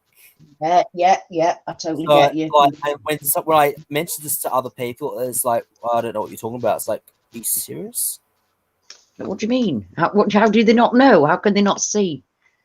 I see things happening. I don't think I could cope with that one. That's too much. People just literally disappearing. I don't know how I would cope with that. There's notice boards everywhere saying, "Have you seen this person? This person hasn't been seen since last week or before." Yeah. Oh my God, that's no one else has seen these notices. It's like, well, it was on that board, or it's on this lamppost, or you're like, how did you not see this? It was in black and white with a picture. I no. And there's post on my local community thing saying, "Have you seen this person?" Never used to happen, but in the last 3 to 4 weeks, there's people going this left, right, and center. It's just bizarre. That's awful. No, I don't think I'd be able to cope with that at all. That is a weird one. I know of dead people that came back, thankfully not attached, mind you, not attached to me. I wish some of my dead people would come back. But like my friend, talking about dead people. Olivia Newton-John, is she alive or dead for you? She's alive for me. She never died. See, for me, she died. Whoa. Her cancer had came back, and she died. From memory, she died at the beginning of last year. No, so not the beginning of last year. The beginning of December last year, and she apparently is alive again. Well, Yeah. whoa.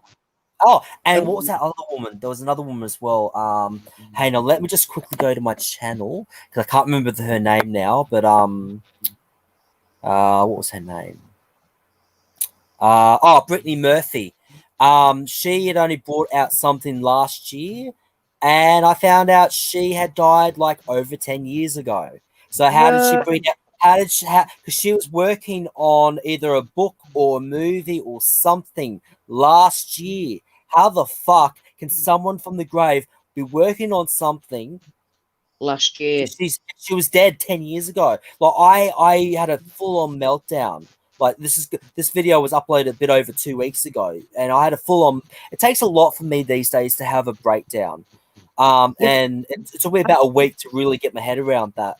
But like, and everyone was laughing at me and said, "No, Brittany Murphy's been dead for like 10 years." Like, apparently she died of an overdose, like in the late 90s or something like that, or early 2000s. I can't remember which one it was, but working on but last year, I'd swear on a, on my mum's life that she was alive last year, because I know for a fact, because I remember whatever it was that she was working on. I thought, oh my god, I really want to get that when it comes out. I don't know if it was a book or a movie that she was working on, but I knew whatever it was interesting enough for me to want to get it. And so for a certain and she was older. She was older than her older movies or whatever. Like she was older in from what I've seen. She was at least a good 10 to 15 years older. So like she's not been anywhere. Like she's not been anywhere. Yeah. So that's really what the fuck? What the fuck? But that's what I'm saying. I mean, I haven't had a massive breakdown for a long time, but I'm not like, I don't think that's it. I'm done with my breakdowns. I don't think that by a long shot, because there are things that just catch you that you just can't deal with out of the blue, and you don't know what it's going to be or when it's going to be. Well, I shared that video to all the Mandela Effect pages on Facebook, and I had people laughing at me left, right, and center, saying, "No, Brittany Murphy's been dead for over so many years." I was like, "Well, how do you explain the fact that how do you explain the fact that I knew about this new thing that she was working on?" And that's the thing. If you're in a group that don't understand, if they're saying, "Nah, that's not real, that's not a Mandela effect," they don't understand the Mandela effect. Because if they did, they would know that that's perfectly possible for it to be your reality. But I seem to be the only person that has experienced this. I've never came across that before. Yeah, but I was the same, with everybody going crazy about the fact that recently their timeline had changed, where in the 90s a man's ashes was sent to the moon. I'm the only one that I know that it was my reality. It's always been my reality. I've never heard of that either.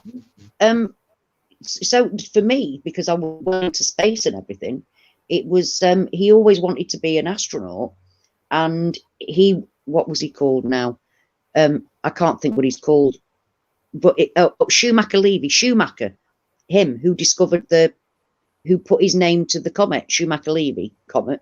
He always wanted to be an astronaut, so that's why they put him in a capsule and fired him off to the moon in the 90s, in my always reality. But I'm the only person that I know in the Mandela Effect community that's their always reality. Everybody else was freaking out. So things happen. We don't all share exactly the same reality before. Well, I can a lot of them. Well, I can now pinpoint the moment that I became Mandela affected, which I've told you before, which is when I went to that festival in October 2014. Now, since then, something on Facebook came up, and I was talking about my plants that I had in the old place. Now, and originally I had 38 plants when I first moved in there, but the post that I talked about said I'd never had 38 plants in that house. Now I know for a fact, so not 38, sorry, 39. Now the reason why I knew that is because I was able to remember that is because in New Zealand I had 49 plants, so I knew it was only 10 plants less. Yeah, yeah. So And you were now perfect. it's saying that that never happened and that it was less plants than that. Now that happened in December 2014. So a lot of things that are happened, that my timeline seems to be changing from October 2014. So I've now been able to pinpoint Yeah, exactly when I switched, yeah, yeah. which I And don't know anyone else that can do that either. But again, I've been paying attention a lot.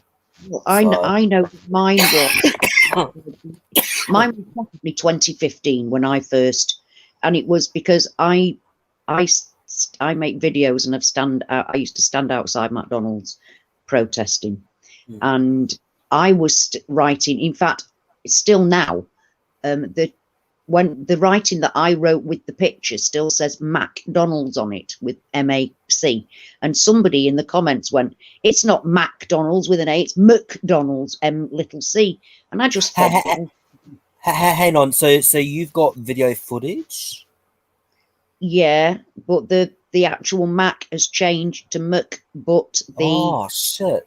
but the writing that I put with it still says MAC for McDonald's, my old Oh, Mac. wow. Why the Big Mac is still, it's called a Big Mac, not a Big Mac. Wow. McDonald's. So, but no, So that hasn't changed. And wow. But you know what is really mad? I took that download for quite a while inadvertently, and when I'd write my own sign, and then have a picture taken of me holding my sign with whatever it was written on it, and I'd started writing McDonald's, which is bizarre, isn't it? Because really, yeah. the minute that I found out about the Mandela effect, I knew that McDonald's actually really was McDonald's. But in 2015, where I live, they all changed from red buildings to green, dark green. The colour was suddenly dark green everywhere. Ew. And I'm like, when did that change? And they literally changed overnight. I'm like, when did that change? But I didn't, and that was 2015. But I didn't know. Like when did they paint them? I can't remember them painting them. That kind of change I was seeing for a lot, like since 2015, definitely, but without realizing it. It's only in retrospect, like yourself, that it's made me think, yeah, that is when I first started seeing changes, and McDonald's was my first one. But in reality, it was the 80s that my first ones happened. You know, that I can remember and I'm aware about and have very clear memory of thinking, oh, I thought it was that.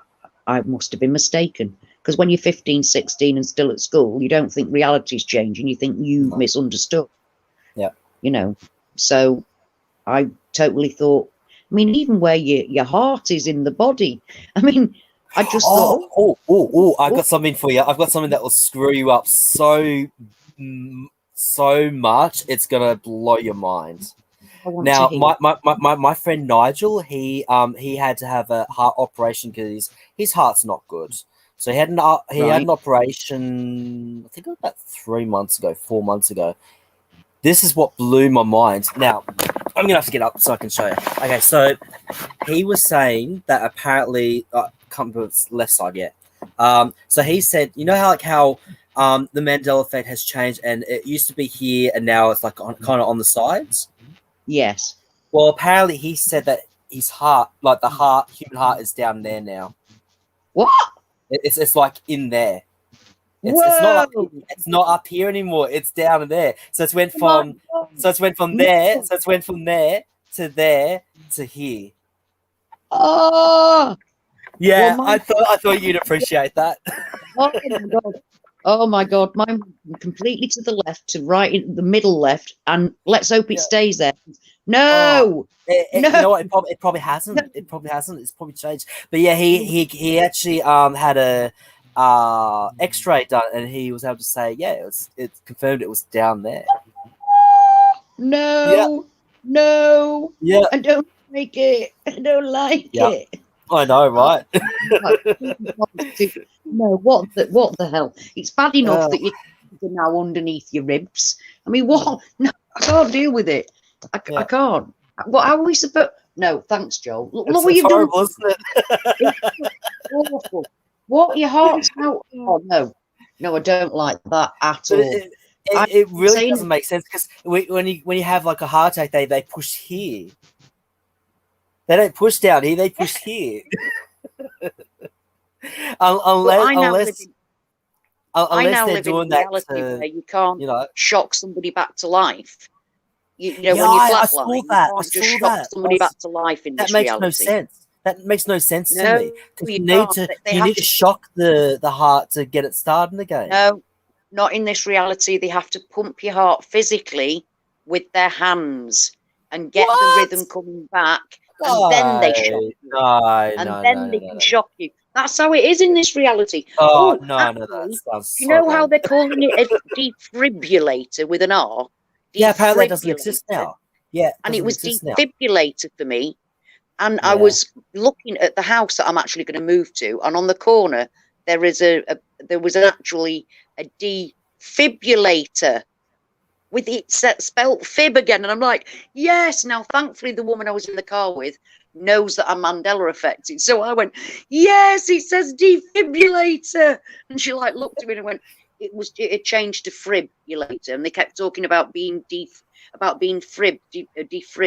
Let's and put an R in it. So I could at least acknowledge that. It mentions it on Scrubs. Because have you noticed how they've had to start explaining about, because I actually watched the original on Scrubs. They don't explain it. They just say they need to do this. They don't explain it. They just do it. Yeah. Unless it's changed. I haven't watched it for a while though, so maybe it's changed. I don't know. I watched the remake of Flatliners. I watched the remake of Flatliners, which I don't like watching the remake of anything really, but I watched it and they explained that they had to pump the heart first before they put the electric thing on. And I thought, you're talking to each other. You're all doctors. Why do you have to explain that? It's like sometimes the Mandela effect. And this is what the Mandela effect has been doing lately. It's been giving excuses. For instance, the dollar sign, the American dollar sign, now has one line in the middle. It used to have two. Yeah. Now, in the 90s, they used to. Well, now we are in an in-between. We're in the middle of, because now on Wikipedia it says it can be written as 1 or 2. Now that never used to be. It used to be 2. It's the same with the pound sign, the English pound sign. It only has 1 line through the middle now, and it used to have 2. But the only reason why I knew that, explaining away why there's either 1 or 2, because either be written either way, it says. And it also said for the flatlining, it also said it was even misrepresented in the original film Flatliners because of the disbelief, the misunderstanding that you can bring a heart back by putting a defibrillator on it. Well, if you'd used a defibrillator, you would have been able to. But as you're using a defibrillator, no wonder you can't, because it's a made-up piece of shit in a new reality. You know what I mean? But that's the internet giving you examples and explaining away, even saying that the original film got it wrong.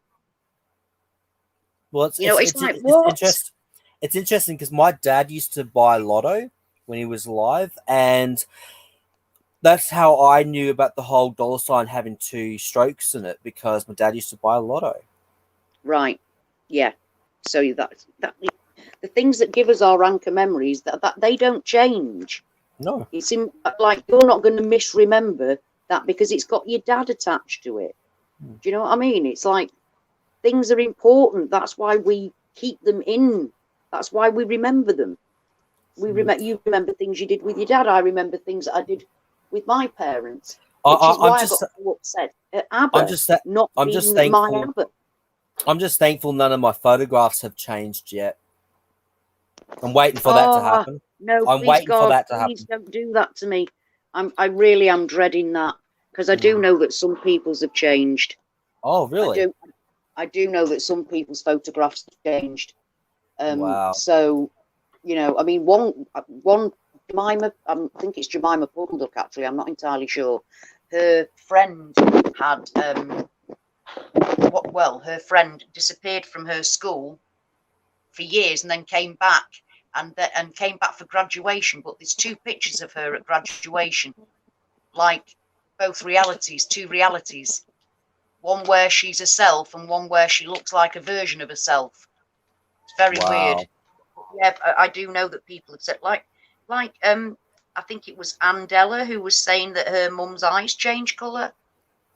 You know, her mum's eyes change colour.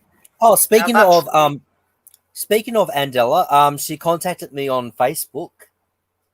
Oh, right. Yeah. Is she good? Mm. Oh, good. Yeah. So it kind of blew my mind because I thought, who's this woman? I thought because she's actually a blonde. I thought she would have been a brunette, so I was expecting a brunette, and she's younger than I thought she would have been because of all her knowledge. I would have thought she was a bit more older, but she was like this young thing. It's like, oh wow. You'll have to show me. You'll have to link it to me so I can have a look and see, because it. But no, it is nice to see who people actually are. We did get to catch up a little bit. Apparently, her cat died. Yeah, I know. Which is sad, but she got a new kit. She got a new kitten though. Last time we were talking, sad. I mean, I spent time. My husband looks after our dog, but we've had her since she was 6 weeks old. She's a Jack Russell, and she's 16 and a half, and she's blind and a bit deaf. And I spent a lot of time babysitting for her while my husband went off fishing and did things like that. So, because she's that old now, they're members of your family. Yeah. You know, twice in a week, I thought literally this is it. She's going to pass away. Oh, I sat with her crying. I was in a right mess. You cannot. Your pets are more than just a pet. They're a part of your family. They're a friend, aren't they? Do you know what I mean? Have I shown you a picture? Have I shown you a picture of Mako? No. Oh, no, I'll show you. I'll show you.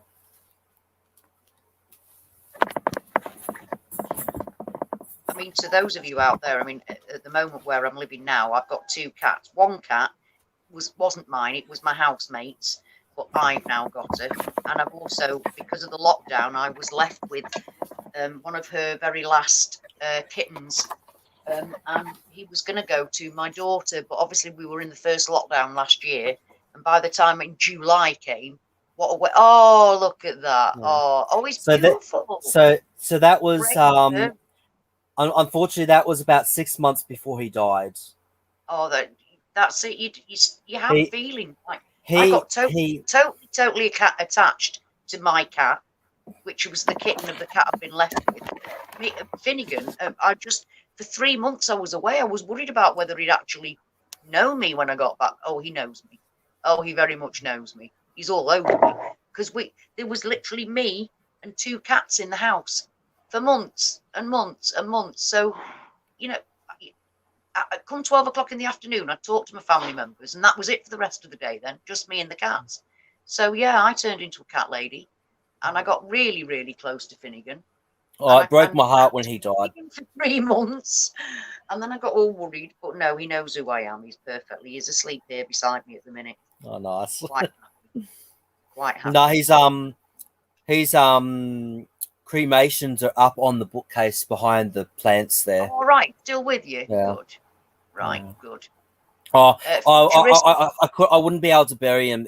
He was basically the love of my life, and you know, I miss that little guy so much. You know, he was the only thing that brought any joy to my life. Yeah. So when Mako died, I was like, I'm gonna get him cremated, and there's still days, you know, especially this year, I've had days where I've been mentally not coping and just wanted to end it all so I could be with Mako and get out of this whole satanic, because I wasn't like, oh, I want to kill myself, but I very much said to God, right, God, if I'm quite happy. In fact, I actually said, if I'm going to die of COVID, good is what I actually said. Yeah.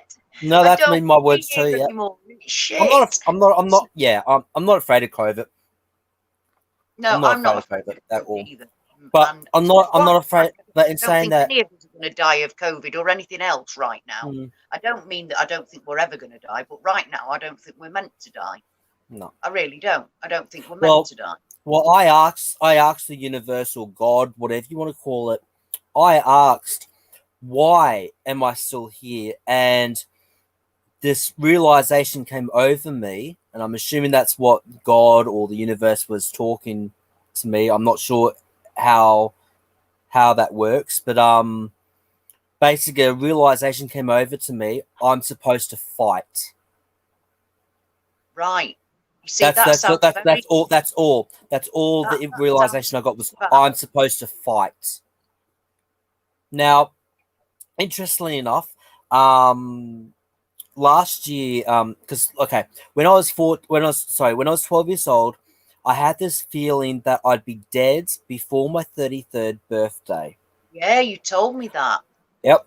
Now, recently, I've came to the conclusion that it could also be my old life that is about to die, and that my new life is about to begin. Yeah, yeah. But at the That moment, makes sense. I don't know. I could be physically dying in the next 6 to 8 months, or my old life could be dying in the next 6 to 8 months. So, but I, at but in the meantime, I'm gonna fight like hell, which means I have to go to protest. I have to fight for people's rights. I have to be very vocal because that's what the universe is telling me to do now. Is, maybe that's why my music stuff has been put on hold, and that's why I'm not doing so well with the music stuff because I'm meant to be doing this instead for the I meantime. totally get that. I totally So get that. Having been exactly where you are for many years, you do. My bit that I will say to you is at least every day that your music is part of who you are. It's you don't just do music, do you? You don't just play no. music because I've got nothing else to do. You do it because it's part of who you are, Yep. and that should be nourished regardless of everything else that you're doing. Yep. And as Well, especially being an activist, you get an awful lot of oh, you talk to so many facts people. all the time. People not hearing you, not interested in what you've got to say, and Yep. especially at the moment when everybody's life's hanging by the thread, and the vast majority of people don't even realise it. Well, I, It's even more difficult. So I'm if talking. it's soul destroying, make sure Mm, you feed your soul and mm. surround Well, yourself with I'm that talking to feed your people soul. about health as well, because Yeah, I'm on a few vitamins now, and I yeah, need to tell people because a lot of people don't really understand when it comes to health. You need to start taking your magnesium. You need to start yes. taking your B12 tablets. You need to start taking Vitamin D. uh yeah, because that helps with hair loss, which I'm struggling Oh, with. and It helps with heart also, health. when people go in with Vitamin COVID, C, another one too. when Vitamin people C. go in, Get on vitamin C. yeah, as much of it. Well, that's what if you do a lemon in the morning in hot water, that's one lemon is half of your dose of vitamin C in a day. Just the Oh juice of wow. one lemon is half of your vitamin C intake because vitamin C doesn't store in your body. So the more vitamin Mm, C you have, it doesn't store. It just takes the amount you need, and the rest is like sent off for somewhere else. yeah. So that's why you but just in a morning you've already got half of your vitamin D right there. Well, And that's what was the thing about vitamin C. The thing about I'm saying about vitamin D4 is because I mean we need it. We all need it for everything. We need it for yeah. our body to be able to do, our Your cells to be able to bones. do It to helps with do, your bones and too. we're not getting enough because we're not going Oh. outside. And when we do go outside, the chemtrails are shutting off, and then Oh. fake Yeah. sun that I've seen. So Mm, we're not getting the vitamin D that we want. Now, when people go into hospital over COVID, the first thing they do is for the first week, they give them 20,000 UI or IU of vitamin D per day. really? 20,000. We're given like, I was, I was told years ago that because I actually have ME, which is Mm, a condition as well as mm, being Mandela affected. I've got ME, mm. and my Yeah, that's a horrible neurologist, disease to get. you need to live in a sunny country. I said, oh, in a hot country. He said, no, in a sunny country. And he said, and you need 10,000 UI of vitamin D a day at least. Wow. Now, at that time, I was being prescribed 400. It's a little bit different from 400 to 10,000. And he said, well, it takes a bit of time for new advances to trickle down. And I thought, well, that's a bloody big difference between 400 and 10,000. Yeah. But that's the first thing they do is whack a load of vitamin D into them. So this is Wow. why black and ethnic minorities are in more danger of the respiratory diseases and things. But I'm not just saying COVID, because of their lack of vitamin D. They need it more. Obviously, they need it more. It's harder Is that for them because to. is that because their skin's darker? Yes, because their skin color is darker. You see, Okay. when in there, they're in a light that here. I mean, obviously in Africa, it's not the same. They're getting as much vitamin D as they need, but here they're not being able to because we're not getting enough naturally. If the sun shone every day, we're not getting enough naturally anymore, are we? Because we can't, because they chemtrail the sky and the sun is white now. You know, it's like it's not even our sun. Talking about chemtrails, I accidentally did a boo-boo the other week. I was out busking, street performing, and it was a beautiful, clear day. And I mean, when it comes to performing, I make it a rule to myself never to swear. Right. Now, yeah. This one day, and this is only go back a few weeks ago, it was a beautiful, clear sky, and I kind of forgot myself for just a few seconds, and I forgot the microphone was on. I said, "Oh my god, those fucking what's it called? Chemtrails are going to get us." For fuck's sake! I was like, "Oh shit, the microphone's on." Oops. So, but and anyone would have heard me swearing and saying about the chemtrails. I was like, "Oh shit, I've outed myself." People out there that will have not heard about chemtrails. Probably not. There'll be people out there that have not heard about chemtrails, so it will make them at least go off and think about a chemtrail just because of your slip up. Oh, funny is in there that I've never done that before. Chemtrails stopped in my reality. Oh, I wish they had in mine. I really wish they had. Who said that? Oh wow, funny. Yeah, funny. Really? It's funny. Wow. Reality. I wish they had. You lucky thing. I know. I mean, I've known about chemtrails since at least 2011, for at least 10 years. Oh, really? Yeah, for at least 10 years. I only heard about it like 3 years ago. 3-4 years ago. Yeah, literally 10 years. Wow. When I realised that, because back in the day, we've got a bank here called the Halifax, and they started years ago. They started doing this advert where two planes crossed in the sky, and their contrails stayed there as Halifax. Right now, that didn't really happen in real life because the contrail would dissipate. So if it did happen, it really didn't stay in the sky very long because the contrails would dissipate. So when I'm seeing those crisscrosses in the sky staying there and indeed getting larger and wider and turning into like clouds, it was quite, because people don't look at the sky anymore. They're too busy looking down at the thing that I'm speaking to you from now. You know, they look down at that all the time. They don't look up at the sky anymore. But I've spent all my life looking at the sky. So I noticed really quite early. And I was on the internet searching for it, found some people that were into it. Other people were talking about it as well, and found out it was called chemtrails and what exactly it was a long time ago. So yeah, it's at least 10 years that I've known about chemtrails. And when I first started telling people about them, they weren't. They look at you nuts. Yeah. Go and put your tinfoil hat on. Yeah, but what do you think? Oh no, and then you get pilots telling you how we've had to learn about the weather and you're wrong and it's about the different. Oh, and it's like, piss off. Piss off. Although it would have been like that all along, wouldn't it?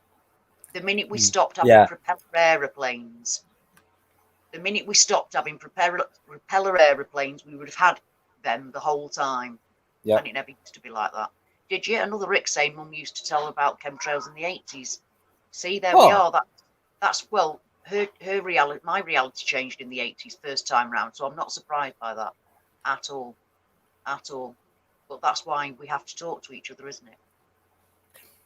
You know, actually, somebody there was saying, Anne Gaynor was busy saying there that there's a lot of giant eyes made of colours and eyelashes in the sky, and you're not the only one to have made that observation, because what's it called? Is it MB30? Mr. MB? Oh, I can't think what it is. It used MB333 or something. It is. He does. People send him their sky pictures from around the world, and there's quite a few people that have been, and it's true. You can see them in the sky. You can see eyes and things in different colours. And if you look up there, there's all kinds of things to be seen. Different planets that shouldn't be there behind this big fake sun that we've got going on. You know, and these are taken from cameras that are like in the, you know, on weather stations, like in Canada and Alaska and all over the place, in the wilds of beyond. So it's not like somebody, they're there for a purpose. And also, if sometimes you get big gaps in them where they take out information because they've obviously caught it and they've seen what it is and they take it off so you can't see it. But there's enough people catching enough weird shit looking skies. That's it. Thank you very much, Anne, Mr. MB333.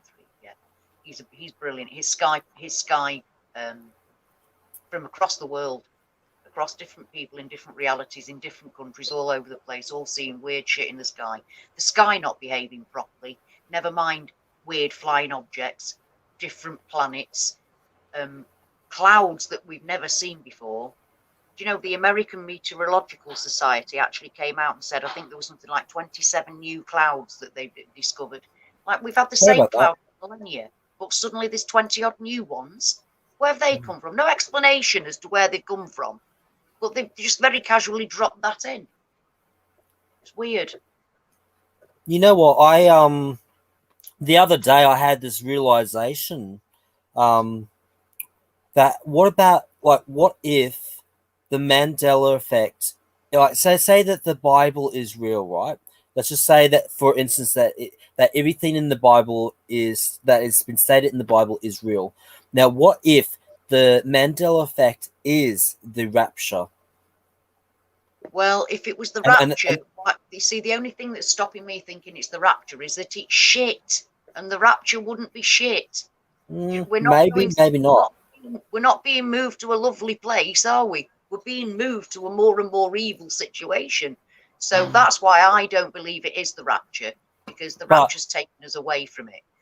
But saying that, because we're the only ones that have been moving through reality. So how do you know that this isn't the rapture, and that, yeah, we're going through bad times, but the thing is, if Jesus is not supposed to come back, we're supposed to go through this to learn something. Yeah, but the rapture says that we disappear in front of people's eyes, that we all we're taken away, we disappear. It actually says that you can be lying in bed with your wife or your husband and turn around and they've gone. You can be walking down the street with your child and you'll be gone. Oh, sorry, your child and your husband. You might go, but your husband might be left behind with your child. Children, I think, are a different matter. I think they don't have to go through the same things we do. But as far as the rapture is concerned, you're there 1 minute and you're literally gone the next. I mean, that'd be kind of cool if that's the case. People's eyes. So, and it's one of those things that we don't know when it's going to happen. That's why I don't think it's the rapture, because it's not. This is not what. When I was a born again Christian in my teens, I was not waiting for this to happen. It was you're taken away from all of this. That's the whole point, and you literally disappear before people's eyes. That's what I found so terrifying. The fact that you can be left behind. You can literally be left behind. Well, the thing is, they're saying behind because they're not properly godly. They're saying that 2030 is supposed to be the end of the world, basically, and this is why all this passport vaccine bullshit is coming out, because with the chip in the hand, and 2030 is when they want depopulation to have actually finished. By 2030, the United Nations Agenda 21 and also the Georgia Guidestones talks about it as well, and they want depopulation. They want everybody to live in cities. They want all of us to live in cities, but they want all of us to be only 500,000 people. It's less than that because 95, I think it's either 90 or 95% of the world population is supposed to be dead. Well, there's nearly 8 billion of us on the planet, but they want 500,000 of us. So they want to kill 7.5 billion people. Wow, that's a lot. That's depopulation. They want to get rid of us all. Damn. The rest of we'll all be shipped into living. It's called the Great Reset, and I do. Yeah. I urge you all to try. I mean, I tried to post about the Great Reset. I actually made a post on Facebook about it because I posted about Facebook will shut you down for that. Where the World Economic Forum are openly talking about the Great Reset, and it literally is the Great Reset, where many jobs won't be here anymore, but we'll have a different system, and they're going to reset it, and they openly, gleefully talking about it. Yeah, they don't give a shit anymore. Now, I posted that, and it's very difficult to be an activist online now, because Facebook ghost it. They don't. At one point, if you followed me, whatever I posted, and I used to post like 50, 60 things a day at one point. They'd come up on everybody who followed me. They'd come up on the news feed. They didn't have to go looking. They'd come up. Nowadays, since 2017, Facebook have been ghosting things that they don't want to get out. Mark Zuckerberg's been very open about it. That's what they do now. So I put up something about the Great Reset. 5 people liked it. Now, I know the vast majority of the people that are on my Facebook are very interested in the Great Reset. They're very open. They're very interested. I've had actual conversations with people because the Great Reset and the New World Order is the beast system. It's the same thing. End times beast system is the same thing as the New World Order. It's the very, very same thing. So this is why we're saying that we don't, because it actually says in the Bible that you won't be able to buy or sell anything without the mark of the beast on you. Ironically enough, I think it might be that passport too, because without the passport, you can't buy or sell. No, the passport is part of, definitely, it's the first step, but that is only the first step. But the end thing will be the injection into, the microchip in your body. That will be the last bit. And the reason why you won't be able to buy or sell without it is because they're going to harvest our bodily functions, everything about what's happening in our body. So, and then they give us cryptocurrency. Yeah. That's the Microsoft Bill Gates 666 plan. Now, at the moment, they're talking about it as if it's just going to be a device that you wear on your hat. It's not. Eventually, it'll be something that's plugged into you. We all know that. We're not stupid. It'll be something on the skin eventually. In Australia, they were talking about the vaccine passport being your new currency, basically. Yeah. So at the moment, Boris Johnson is that. But we have been fighting it. We've been fighting it. Well, at the moment, Boris Johnson he's being that much of a wet arse. He isn't actually making it. He isn't mandating it because he's that much of a wet arse. He can't mandate it. He's said he's leaving it to individual businesses. You big wet arse. But that's how it starts, though. What a disgrace. But that's how it starts. The minute he says that we're mandating it, the whole fucking country's going to go up in arms. Yeah. That's what our Prime Minister... That's what our Prime Minister said. It's up to the individual to get the vaccine. You don't have to get it. But here's the thing. Because there's so much bloody fear behind the vaccine and the coronavirus, a lot of businesses, because apparently the way they're going to do it is that each business that doesn't get it done will be liable for anyone that gets the coronavirus. So every business will want to get people to get the passport. Yeah, that's what. Thankfully, so we're fucked. I really am very, very thankful. Most businesses here in Britain aren't up for that. They don't want it. Pubs, you're not allowed to go in the pub unless you've got a passport. Well, most of the pub landlords don't want that. They don't want that. They'll lose business. Yeah, they will. they will lose business and also freedoms, and they're not stupid. They know that. Do you know what I mean? They know that who their clientele are for a start. Yeah. Most of them aren't the ones that need a vaccine.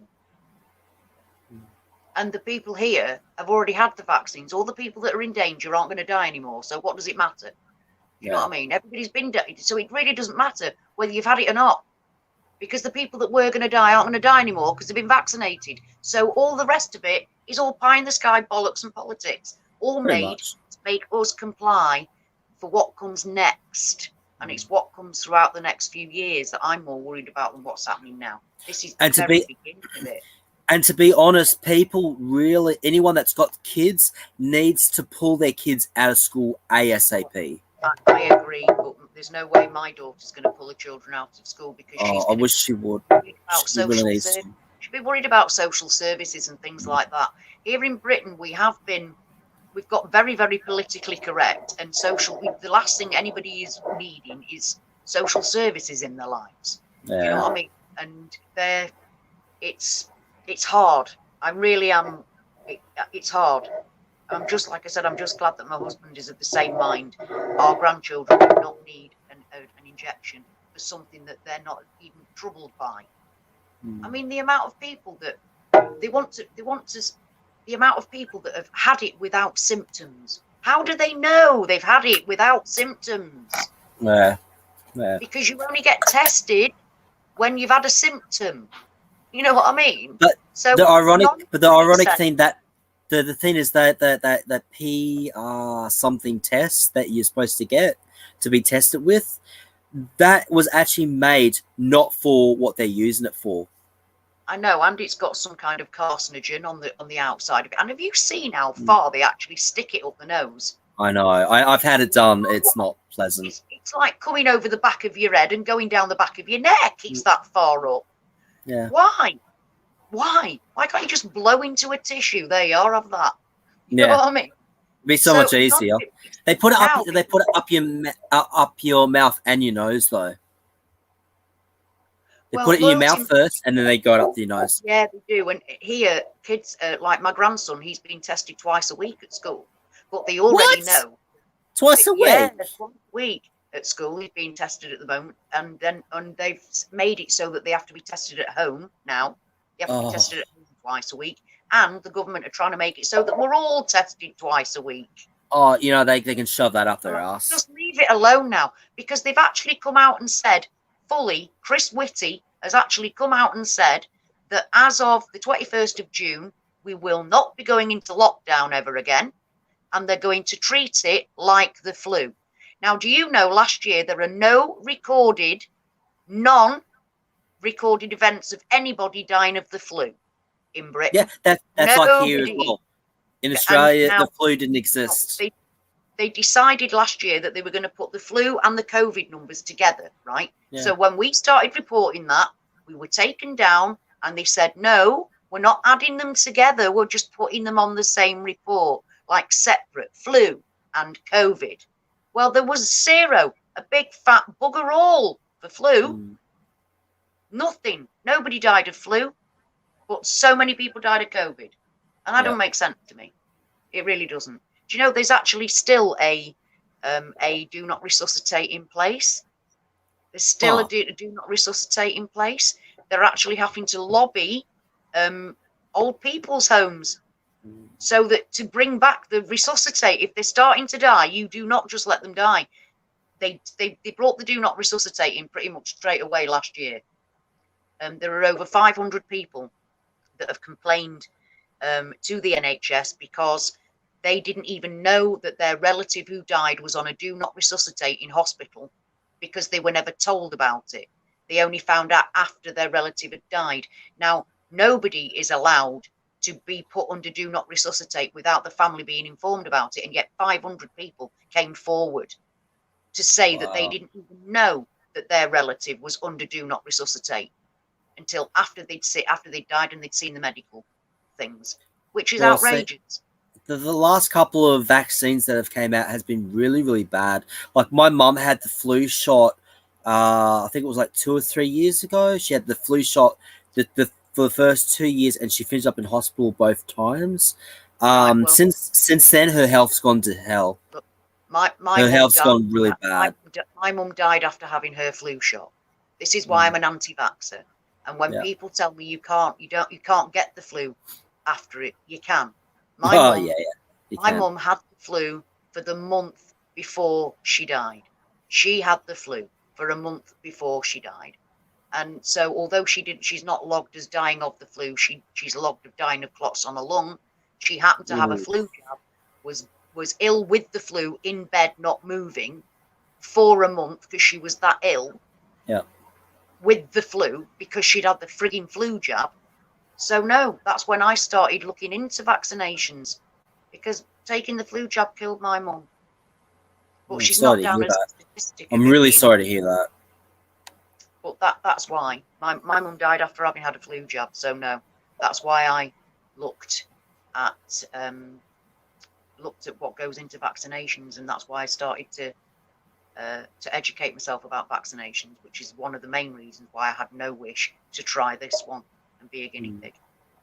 Funny. Well, that's basically what people have been. They're going to be a guinea pig. This sounds weird and awful. He's down. I'm saying he. It might not even be he. The person here is down as being called funny, and they've written, "My mum died after getting Moderna." I'm really, really sorry. To be honest about that, I can't tell you how sorry I am about that. That's awful. And Moderna has never ever brought any drug out. Oh, I've lost.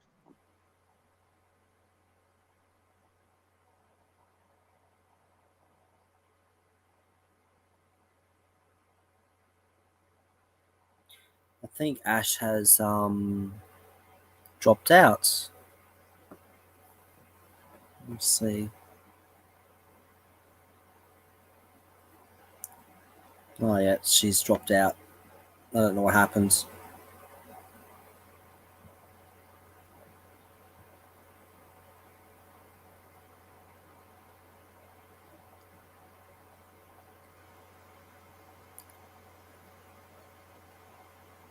Maybe her internet went out. I'm just going to read the chat. See what's. This will be the first time actually reading the chat since I've been on. So let's have a look. I dropped the phone and. There you are. Yeah, I thought as much. I was just looking at the chat while you came back on. Yeah, that's what I did. It actually fell off the side. I was juggling with it and then threw myself off. I was wondering what that noise was. It was me juggling with the phone. Okay. I've got it lodged up because it actually hurts my hand to have the phone in my hand for very long. So I've got it lodged up. Wow, it slipped off and I'm juggling with it and out I went. But no, Michael's right. I do quite often kick myself out. I've had enough of me. you know what? You need to get yourself a very, very cheap secondhand computer. Well, when I move, which is going to be in the next few months, I'm getting. I'm definitely going to have my own Wi-Fi. I use next door's Wi-Fi, to be honest, because I'm on pay as you go, and it's not strong enough to do this. But next door lets me use theirs.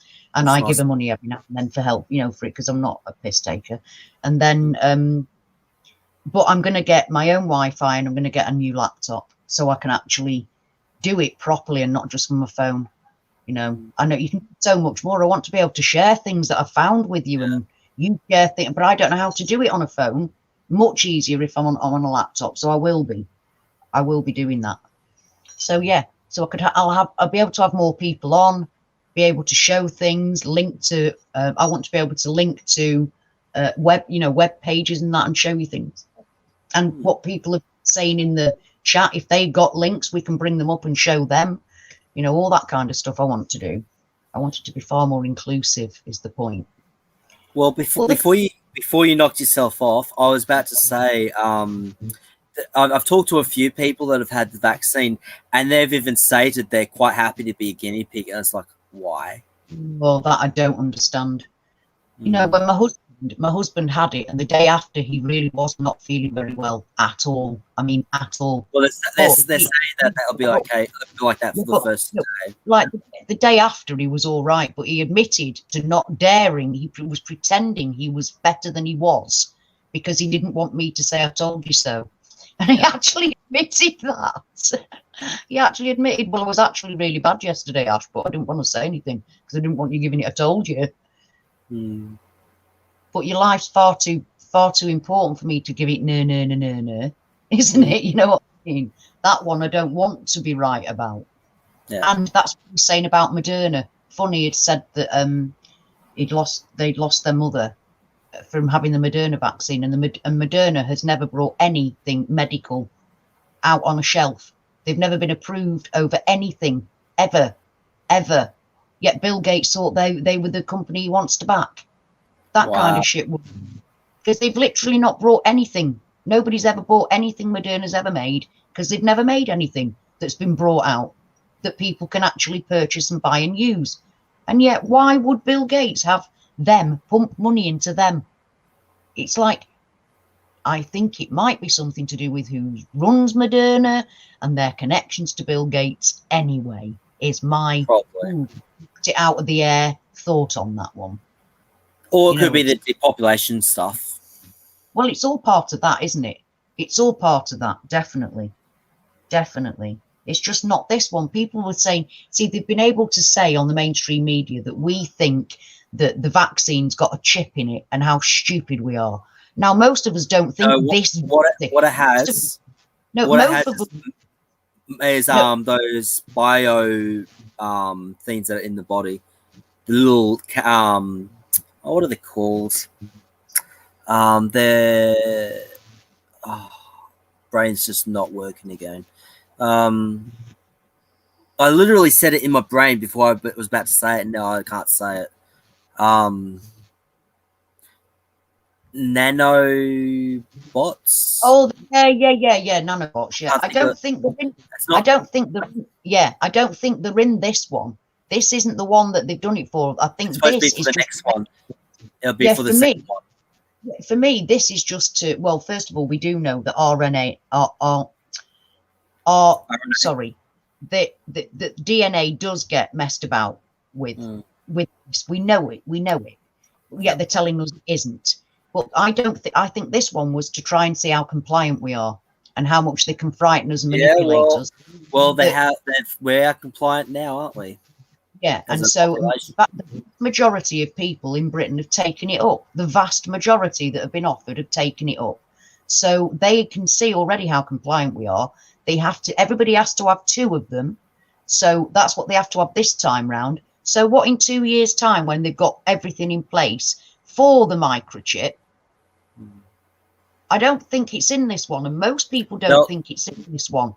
But it'll be like Sweden. It'll be like Sweden. Everyone will be lined up to be chipped. Because in Sweden, there's no cash anymore. It's all microchip. Yeah, I know. That's really, isn't it? How eager they were to allow it. Yeah, but to be honest, that country is really not that bright anyway. So who cares? I know that sounds horrible to say that, but they're not that bright. Well, they've been taken in hook, line, and sinker with all of that. So, I mean, like, they're not going to. I don't think they're going to announce it as being you can't buy or sell anything without this chip, because they're not going to go roll up, take your mark of the beast here. They're going to sell it as something. They're going to sell it as something that's good, and because they're going to say, look, we need this because all of the same people that have just been vaccinated are all going to go, okay. And that's what it's about. It's wanting us to be compliant. It's interesting that you said about the mark of the beast, because this Christian that I was talking about, he was saying that Christianity is about to explode worldwide.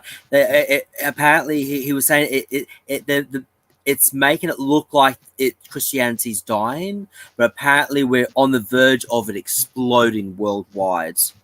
So apparently God's supposed to be coming back into the world, and Christianity's supposed to explode. So everyone's going to be back into the Bibles again, and Well, apparently, well, that isn't really what it says in the Bible. To be fair, I don't know where he's Well, getting that well, from. Don't well understand what to that apparently in the conclusion. apparently in the Middle East, apparently Christianity's starting to explode again. Oh, Christianity's always been there. Christianity has always been there. There's been a quite strong Christian presence in the Middle East the whole way through. And in fact, in Iran, of all places, there is a very large Jewish community that's allowed to practice their faith. You know, and Netanyahu asked them, or Israel asked them to join and to come to Israel, and they went, no, this is our home. This is our home. We come from Iran. They're Iranian Jews, and they're allowed to be Jews. They're allowed to worship their own religion. Christians are allowed to worship their own religion. In the main, it's only your absolute fucking lunatics that have got nothing to do with any religion whatsoever. Because people forget that there are actually Christian terrorists that went around people, like that bloke. I can't remember what he's called, but he killed a load of Christian teenagers that were out in Sweden or Denmark or something like that. He killed a load in the name of, you know, Christianity. He killed a load of kids. It's not like it's just that people that talk for Islam that kill people. I mean, they are, oh, they're badly used, and our media, it's for deeper and more cynical agendas. And if you go to look at, and I suggest you do, look up Albert Pike and what he said. He foretold the First, Second, and Third World Wars, and and he actually didn't just predict them. He said they had to happen, and how to make it happen. And the Third World War. Really? Why would you be that stupid? Why would you be that stupid to say how it happens? And because he's a 33rd degree Mason, and I don't think we were ever supposed to know it. But if you go and put sayings of Albert Pike, you'll find it, and he tells you exactly what to do. First, second, and the third. The Third World War is we have to bring division between Christians and Muslims. There has to be a fight between Christians and Muslims. One of the main reasons why. One of the main reasons why is because, first of all, the Jewish religion, they fear Christians and Muslims getting together, because quite honestly, the Jewish religion doesn't believe in Jesus. They believe he's burning in the feces of humanity and animals. And that's a fact. There is, and I'll tell you why it is, and you can go and see it for yourself. There is a YouTube channel called One for Israel, and it's about Jews who found Jesus, and they found him recently. So you're very right. There is a big uprising. Let's not forget, Jesus was a Jew. He was a Jew. He wanted people to live. And in Isaiah 53, the Messiah is actually predicted. Exactly who the Messiah, his description about what kind of person he is predicted way before he came. And Isaiah 53 is not really told or spoken about as a sermon to Jewish people. That's hidden. So when certain Jews found it, young people found Isaiah 53, this description of what the future Messiah will be, they're like, hang about a minute, that sounds a bit like Jesus. And then they started going out onto the street and reading Isaiah 53, and then telling. Most aren't actually really Jesus isn't discussed much, because they think that they say that he's burning in the feces of humans and animals. And the reason I know that is because there's rabbis in Israel who hate this group of people, One for Israel, because they're opening Jews' eyes and letting them see and make up their own minds by having written. And they're not forcing it on anybody. They're just showing them, and people are going, hang about, that sounds about right, finding it out for themselves. So the main rabbis don't like it at all, and they're very vocal about what they feel, because they think they're only talking to people in Israel. Do you know what I mean? They think they're only talking to Israelis. They don't seem to realize that the whole of the world can actually come on and look at this, because they have it all transcripted in English, so we can see what, and they do speak in English sometimes when they're talking to us, the people that run the actual the actual channel itself. So there's this top rabbi literally spitting that Jesus, we all know that he's not the Messiah. Jesus is boiling, he's in hell in the feces of humans and animals. And there's a rabbi saying that. And he's saying, you stupid people, we all know what's happening to Jesus. So Judaism has nothing in common, really, with Christianity, because the thing that drives Christianity is Jesus. We share the first 5 books of the Old Testament. The rest of them we share with Islam. We share all of them with Islam. Even the New Testament, they have a slightly different version of it. But ultimately, Muslims are waiting for Jesus to return, not Muhammad. They're waiting for the return of Jesus. The Messiah is the same person. Yet Jews aren't waiting for him to come at all. So that's kind of why they worry about Jews and Christians coming together. And also, for Masonic reasons, we all know that they're satanic, don't we? Do you know what I mean? We all know that they have satanic leanings. And in fact, I've seen, I'm sure quite a lot of you have seen actual footage where Mason, especially one Mason, was only too happy to say that he worships Lucifer because Lucifer's the real God. You know, it is out there for you to find and see. So we know that they work with nefarious means, and they have their own, and it's all about the New World Order and who's going to run it. Well, interesting enough about the Bible, it's, I think from memory, I can't remember where it says it, but apparently Christians are supposed to be preaching on the streets. The whole idea of preaching in a building is actually blasphemous. No, well, the church, it does say where 2 or more gather, which is why the church is actually the people and their belief. It's not necessarily a building. It's just that we tend to meet in buildings. But then things have been turned and twisted over the years, haven't they? So people just go along with doing what they've always done, which is when the Roman Empire took over the Catholic Church and included their own pagan religious beliefs and just put another name over the top of their own pagan beliefs. Yeah. Hence the 25th of December being Jesus's birthday, which is nothing at all to do with when Jesus was born. It's not. Didn't he? I think it was either died or was born in June or July. Yeah. Yes. About June, they reckon he was born.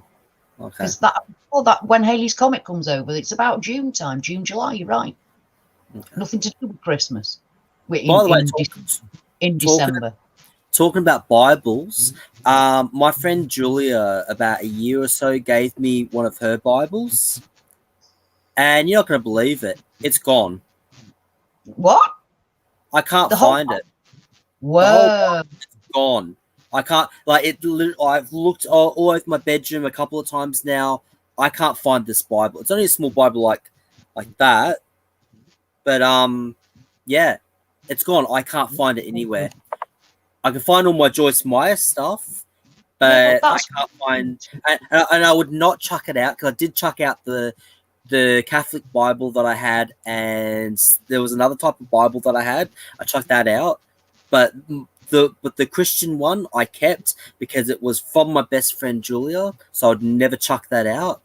No, absolutely not. But it's gone. And if you remember correctly, you remember how I was telling you about how those couple of CDs had disappeared? Yeah. Well, still, we're looking about a year later, still can't find them. And I went through my CD collection multiple times; they're not there. So things are disappearing from my reality as well. And then you got things being taken from my mind, from my memory. Well, I know they're there, but they've been blocked or something. The Bible to have disappeared is also, I mean, that says it all, really, doesn't it? I mean, you were given a Bible by your friend, who now apparently never gave it you. No, she did. She did give me it. That's the thing. But the thing I'm aware she did.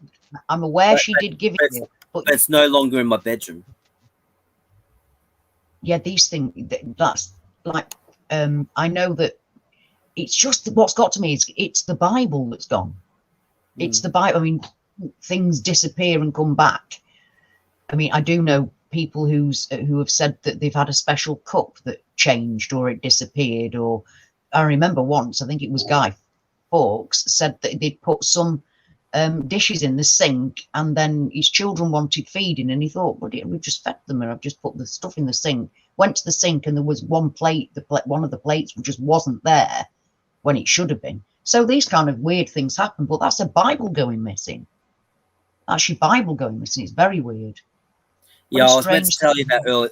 I was meant to tell you that earlier, and I just kept on slipping my mind. Literally kept on slipping my mind. It felt like something was like trying to pull that information out, so I couldn't tell you. And then you got it and remembered, thankfully. Yeah. Well, let's see if it ends up again. That'll be interesting. I'm hoping because it's like I said, it's my best friend's Bible. I never want to.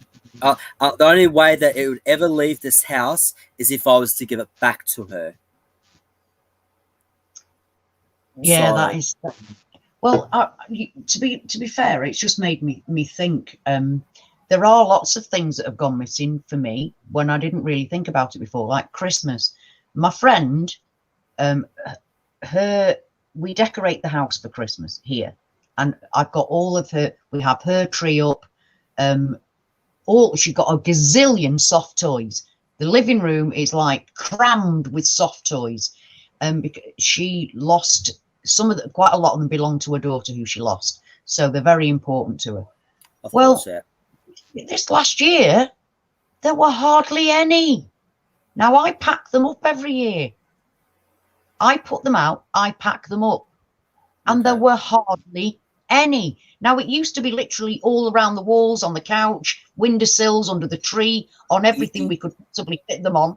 There was bloody loads of them.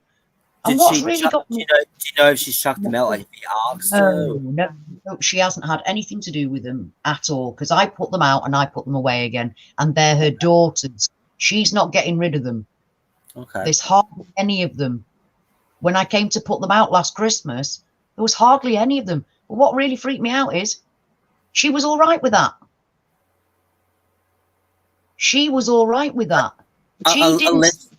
Unless she didn't. There's about a third left. Well, unless she's not mourning for it, maybe that's why she's okay. No.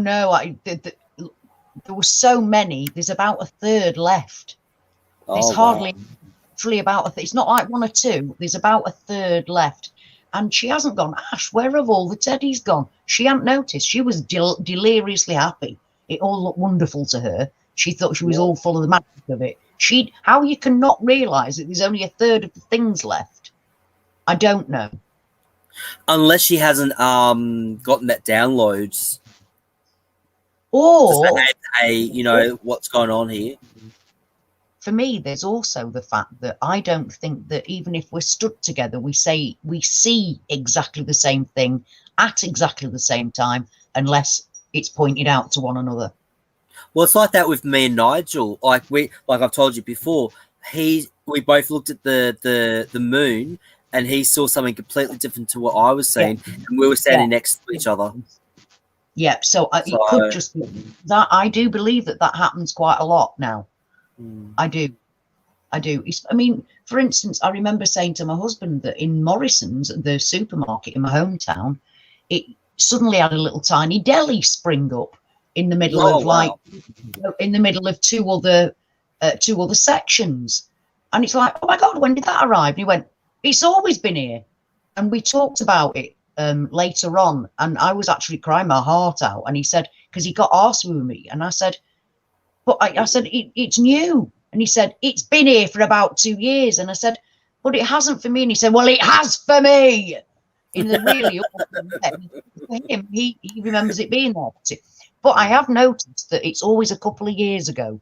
Whenever I ask when something changed, they never actually know. It's always, that was a couple of years ago. It's a couple of years ago. Whenever I ask any change, they don't have an actual specific time. Well, to be fair, I've noticed like certain things have happened, and like I've looked on Facebook as like, really, that's been 7 years? Well, I thought it was like last year kind of thing, So time is going so quickly, it's not funny. No, it is actually speeding up. way too much. It's speeding up in reality as well, because in reality, whatever reality is, because they had to readjust all the GPS, didn't they? Because I heard about fast. that. I heard about we that. were. Yeah. Yeah, we were faster. We'd speeded up, so they had to. And the Earth's moving faster too. Yeah, that's it. The Earth's moving faster, so they had to, because GPS wasn't working, so they had to do it early because we'd got faster. But we are experiencing time passing quicker in a much different way. And they can't blame it. They can't blame it on technology, because I'm not on Facebook or YouTube as much as I used to be, and time is still going quickly. Yeah, If anything, it's going even more quicker without the technology. Well, I know, because I had nothing to do with my phone while I was at my daughter's, because it was too busy. There's no time to sit on your phone. And then at night time, when everybody went to bed, I was that exhausted. I didn't want to go on my phone, so I had nothing to do with any social media really for 3 months. And although I was longing, sometimes it felt like the 3 months was never bloody ending. When I think about it, in reality, 5 minutes ago it was Christmas, and now it's the 11th of April. I know, right? It's time so between crazy. Christmas and now is blowing my mind. It's blowing my mind. I'm going to be 56 next year. Sorry, next week. No, next month. It really is next month. In May, I will be 56. Now, what gets to me is at Christmas, I know it's 5 months' time. And now it's a month away. It's gone that quick. That's too quick. Yeah, I've noticed this year's actually gone 4 times quicker than it did last year, and that was saying something. Yeah, it really is. Because, I mean, considering we were all on lockdown and everything was really bizarre for a whole year, that year went pretty quick, really. It should have, like, gone on for 4 years, but somehow it didn't. It's like, what? And we have time slips. Not time slips as like going in the past. I've never had anything like that, but I do have time slips where, like I said, it takes 20 minutes in the car to get from, because of the traffic, to get from where I am into town. And my friend and I had 3 hours until we had to come back. And by the time we got into town, she had less than an hour left. And yet when we set off on the car journey 20 minutes ago, we had 3 hours. But we jumped 2 hours. Actually, I've heard that's happening a lot as well. There's a YouTube channel that I follow, and it talks about strange things that are happening. It's all mostly supernatural stuff that they talk about. But yeah, there's, I can't remember what it's called. Hang on, it's a really, really good channel. Hang on, just let me get into find out what it is. True stories, strange but true stories. Oh, it's really good, actually. The one I was watching the other day was I saw the Sewing Ladies. That's a really good one. And the House of Dark Entities. You would really love this channel. Three true stories that will make you question reality. You'd love that kind of thing. I think I probably watched that channel anyway, to be fair. You probably have. Like but yeah, I love that channel. Anything that's a bit weird, especially at the moment, like there's all kinds of things being captured on film that shouldn't exist. Definitely there. You can't miss it. Obviously, some are like made up, but they're not all made up. Some things are beyond description. Have you seen that car that comes out of nowhere on the highway? Yeah, I have.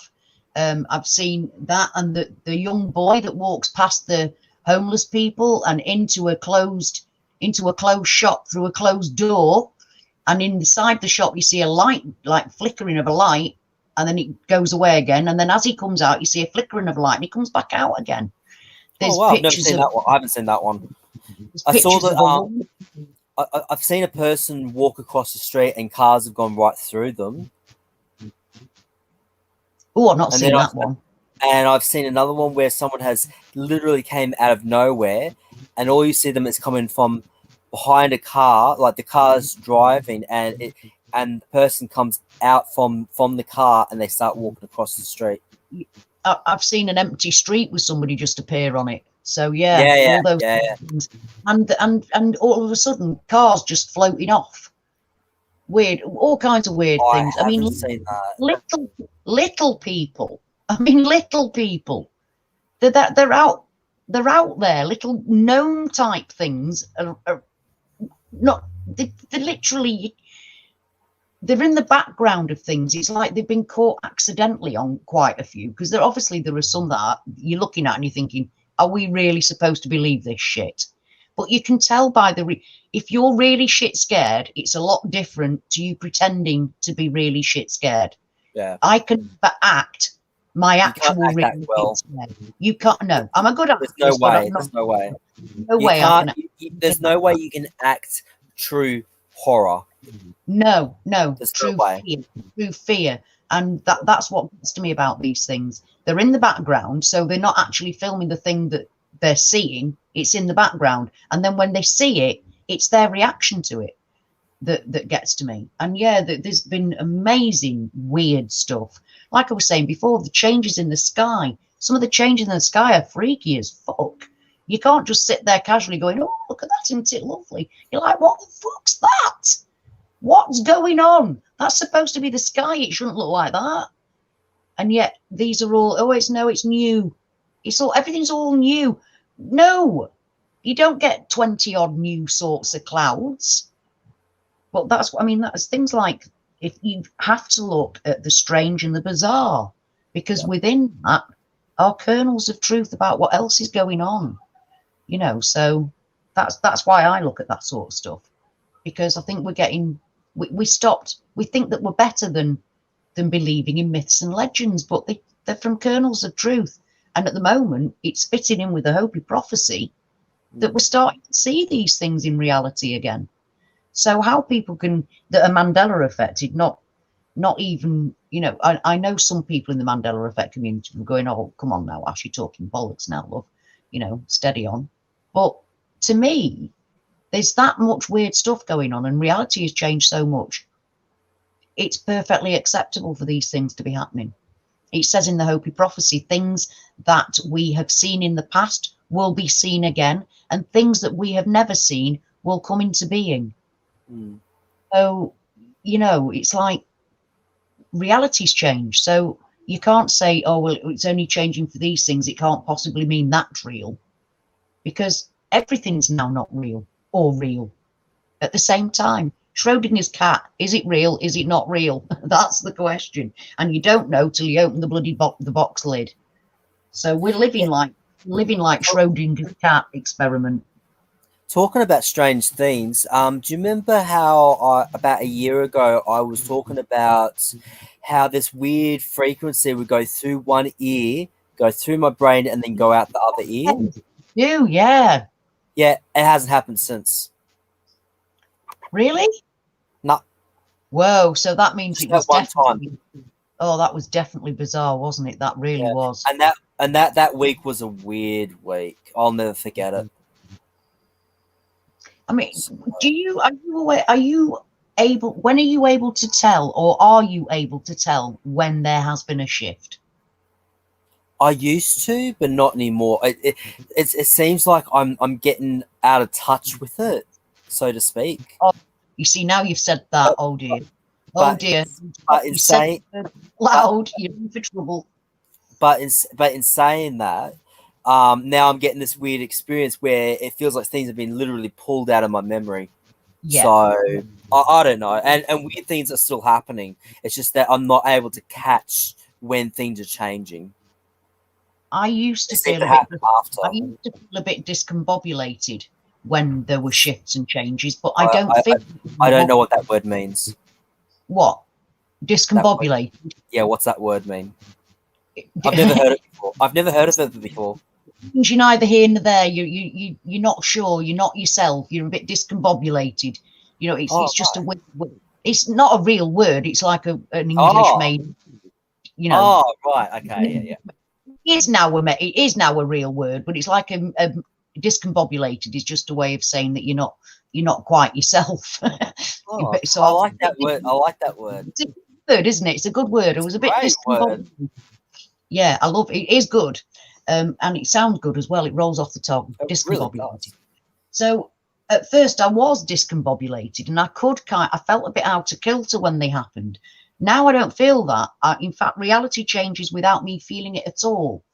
Money changed in my purse the other day from my house. I saw that live. Yeah. I wasn't aware of any change. It's only by my observing and seeing changes around me that I know we've shifted.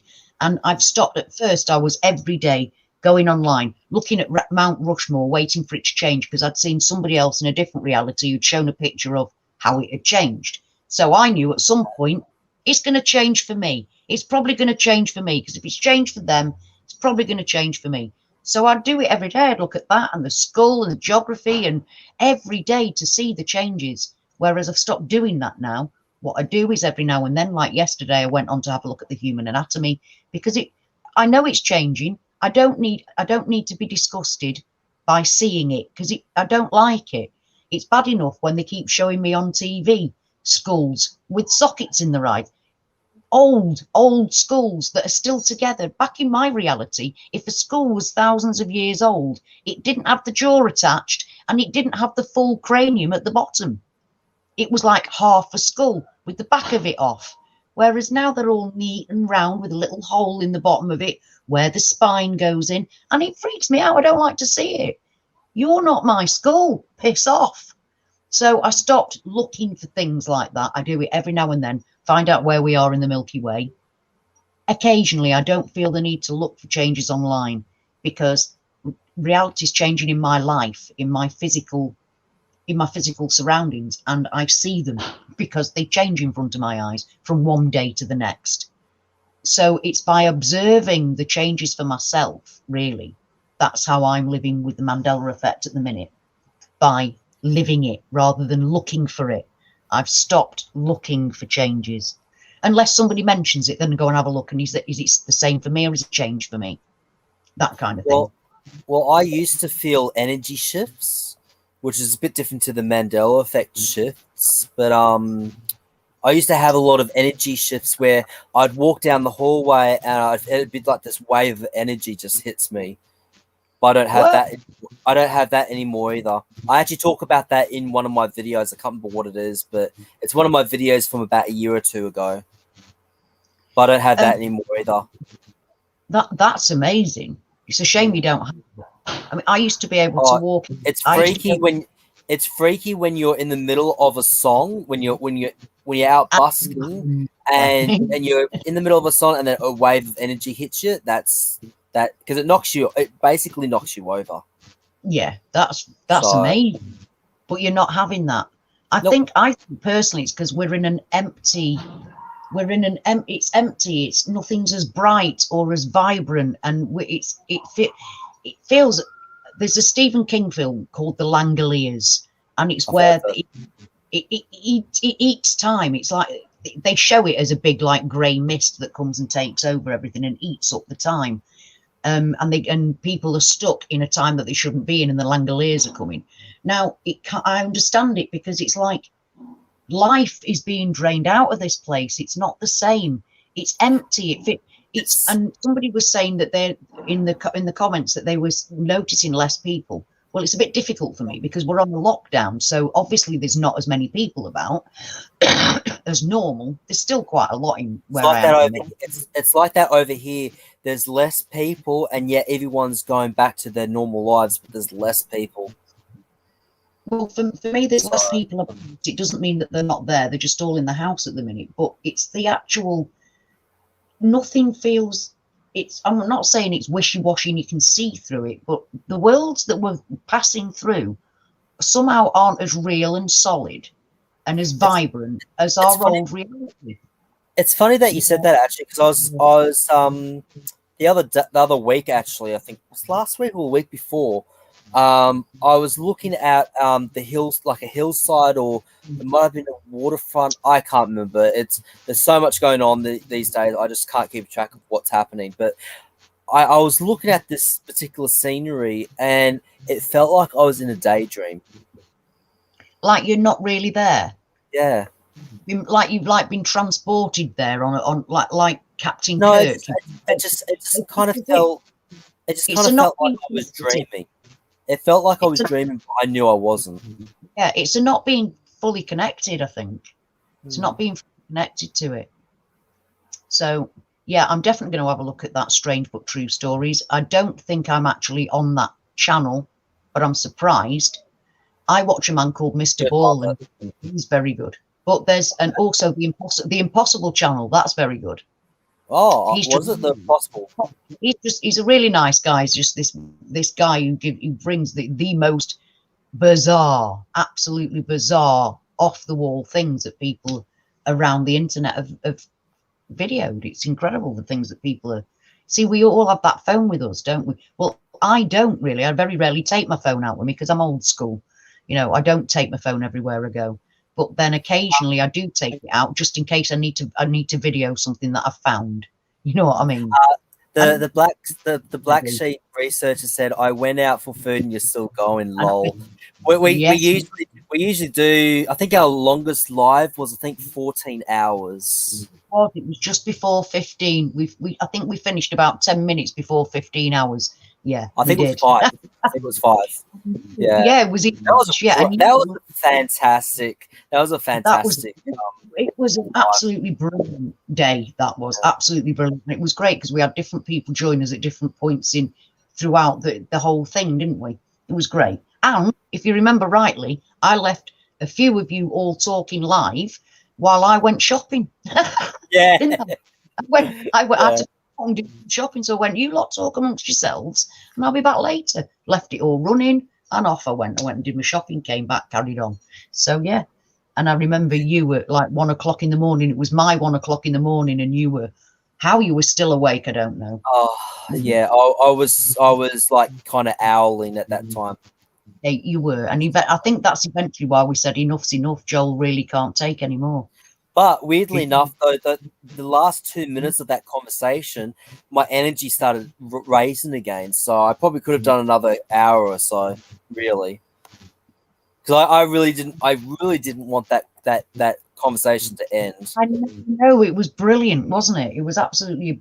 The time went by really quickly, actually. Oh, didn't it? Oh. It flew by. It absolutely flew by.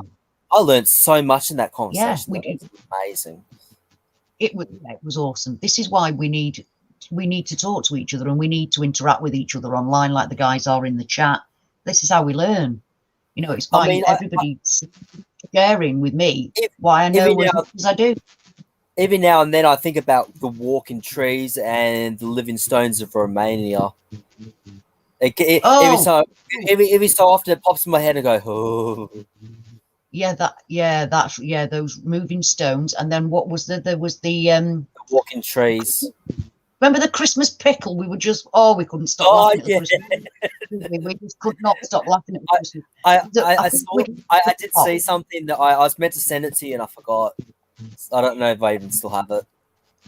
At the moment, things are turning blue. There are blue rabbits. There are blue bees. Yeah, things are turning blue. It's like, why? Why? What's that about? Blue rabbits. I mean, literally blue. Because they say there's like a blue cat, but it's not really blue. It's more grey. Looks more grey than blue. Well, these are blue. Blue rabbits. Blue bees. You're like, what? Why? We went all rainbow, where everything went rainbow coloured, didn't it? Because that's the other thing we found. Those, what are they called? That sort of tree that were rainbow trees. Eucalyptus, rainbow eucalyptus trees, and the rocks that were giving birth to other rocks. What? Weren't they? They were literally giving birth to other rocks. It's like, what is going on with the world? This is ridiculous. This is ridiculous now. Stop. I've had enough. So yeah, well, suddenly, you know, blue rabbits is a normal thing here. You know what I'm hoping for though? I'm really hoping that the dodo comes back into existence. But the one thing I'm really hoping for, and I know it will never happen, well, in theory it won't happen because it's a made up thing. But I'd really love unicorns to come into existence. Yeah, but the thing is that unicorns It aren't would what happen. you think. Yeah, the thing is, the myth of unicorns is that like they will kill anybody that isn't a virgin. Right? Really? If you see a unicorn, it will attack you. The only thing that has any control over a unicorn is a virgin girl. So they're not lovely and sweet and beautiful. Not from the reality I came from. It was a mythical creature that could only be tamed by a virgin. There's not many of them about, can I tell No, you? not these days. No. If you're having the fairy tale version of a unicorn, we'd all want one of them, of course. Yeah, and you're right, daydreamer unicorns are in the Bible now. And the What? explanation for this is, yeah, did you What? not know that? No. I thought you knew. No. Oh my Yeah, God! Really? yeah, How? they've been in the Bible for about 3-4 years for me. Huh. But, the explanation is that they're really a rhinoceros. But Ah. I Okay. mean, Adam named the animals, right? And so, but he called it a unicorn. But what did he call the rhinoceros then? Mm. Rhinoceros was on the ark. So what did he call the rhinoceros? If he called it a unicorn, what did he call a rhinoceros if unicorns? See, it's their excuses as to why a unicorn is in the Bible now is unreal. But Well, there's passages that have been missing as well. They're going missing too. yeah, they The do. whole And sections of the Bible are going missing. thankfully, I've Like, not seen it in my own Bible, but there's, I have seen. there is a video of a woman that talks about how some of the passages are fading and Yes, disappearing. I've seen videos of that. Thankfully, I've not seen it in my own Bible, but then I don't really look at it very much. But I've seen videos of people showing their Bible and the pages. It's all the writing's fading, and then they'll come back the day after and it's gone. So they're like catching it in between. You know what I mean? They're catching it in between. Right. Well, I have now been going for 3 hours. 3 hours. 3 hours. So I'm going to come offline, let you sleep, Joel, because you need. If I stay on, there's no way you're sleeping. So I'm going to go. I'm going to go and sort out my cats, feed them, get myself together, have a couple of hours, and I'm probably going to come back on later on. But thanks, Joel. I'm really glad you stayed up. You're very welcome. I'm actually going to, I might as well stay up because me and my mum's going to be doing shopping later on today anyway. So what's the time now for you? What's the time now for you? It's 4. Well, it's 4 o'clock over here. And my mum and I usually do shopping at 8 o'clock. So there's no point. Right. Usually between 9 and 11, we usually do it. So there's really no point in going to sleep now. I'll sleep a couple of hours then. That's it. For me, it's just gone. It's like nearly 7:10 at night now for me. What time?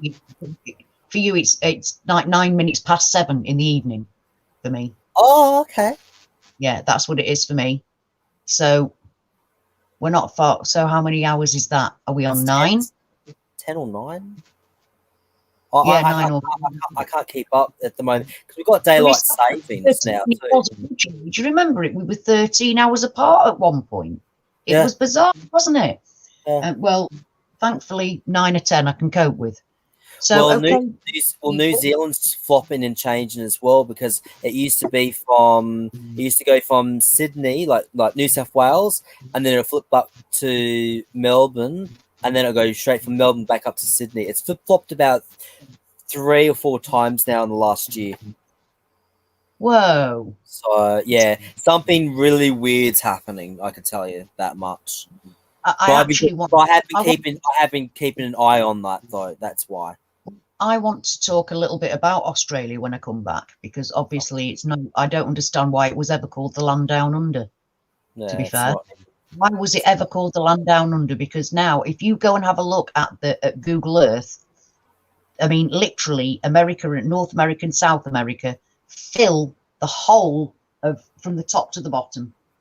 There is, I think, the bottom of South America is about 60 miles off the Antarctic ice cap. So why, if the bottom of South America is that close to the southern ice cap, why was Australia called the land down under? Doesn't make sense, does it? Could be a marketing thing too. Well, no, it literally was the furthest south. The thing that was furthest south was Australia. You were closest to the Arctic Circle, not South America. So that would make no sense, because if that was the case, then why are we one of the hottest countries in the world? Because where in my old reality, the south of your country used to be cold because it was nearer to the South Pole, and the north of the country was warmer because it was nearer to the equator. So, because I didn't understand that either until I looked at it, but because for me, it's colder north. So obviously it's colder south for you because the South Pole's underneath you, supposedly underneath you. So that's why in my reality, the south of Australia was always snowier and had a lot more like my normal old reality weather, proper winters, and the south was very tropical and hot. So what was it like for you? Was it always just hot all the time? Always been hot. It's only been the last couple of years that we're getting more colder.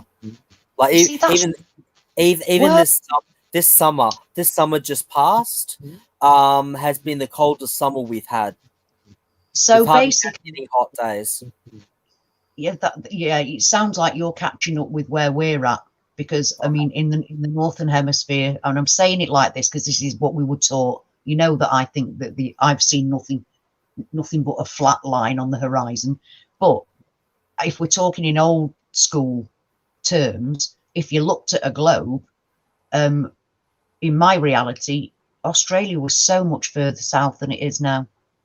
And obviously New Zealand. And in my old reality, New Zealand wasn't two islands, it was one thing. Zealandia, from memory, you said? Pardon?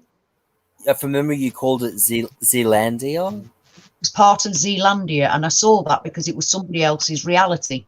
So they took a screenshot of Google Earth in their reality with this massive continent called Zealandia, that obviously New Zealand is a little part of. And if you go and have a look at New Zealand, that big lump of what you can see underneath the water, there's a big chunk of it goes up and down round it. You can see that that's land under the water. That's Zealandia.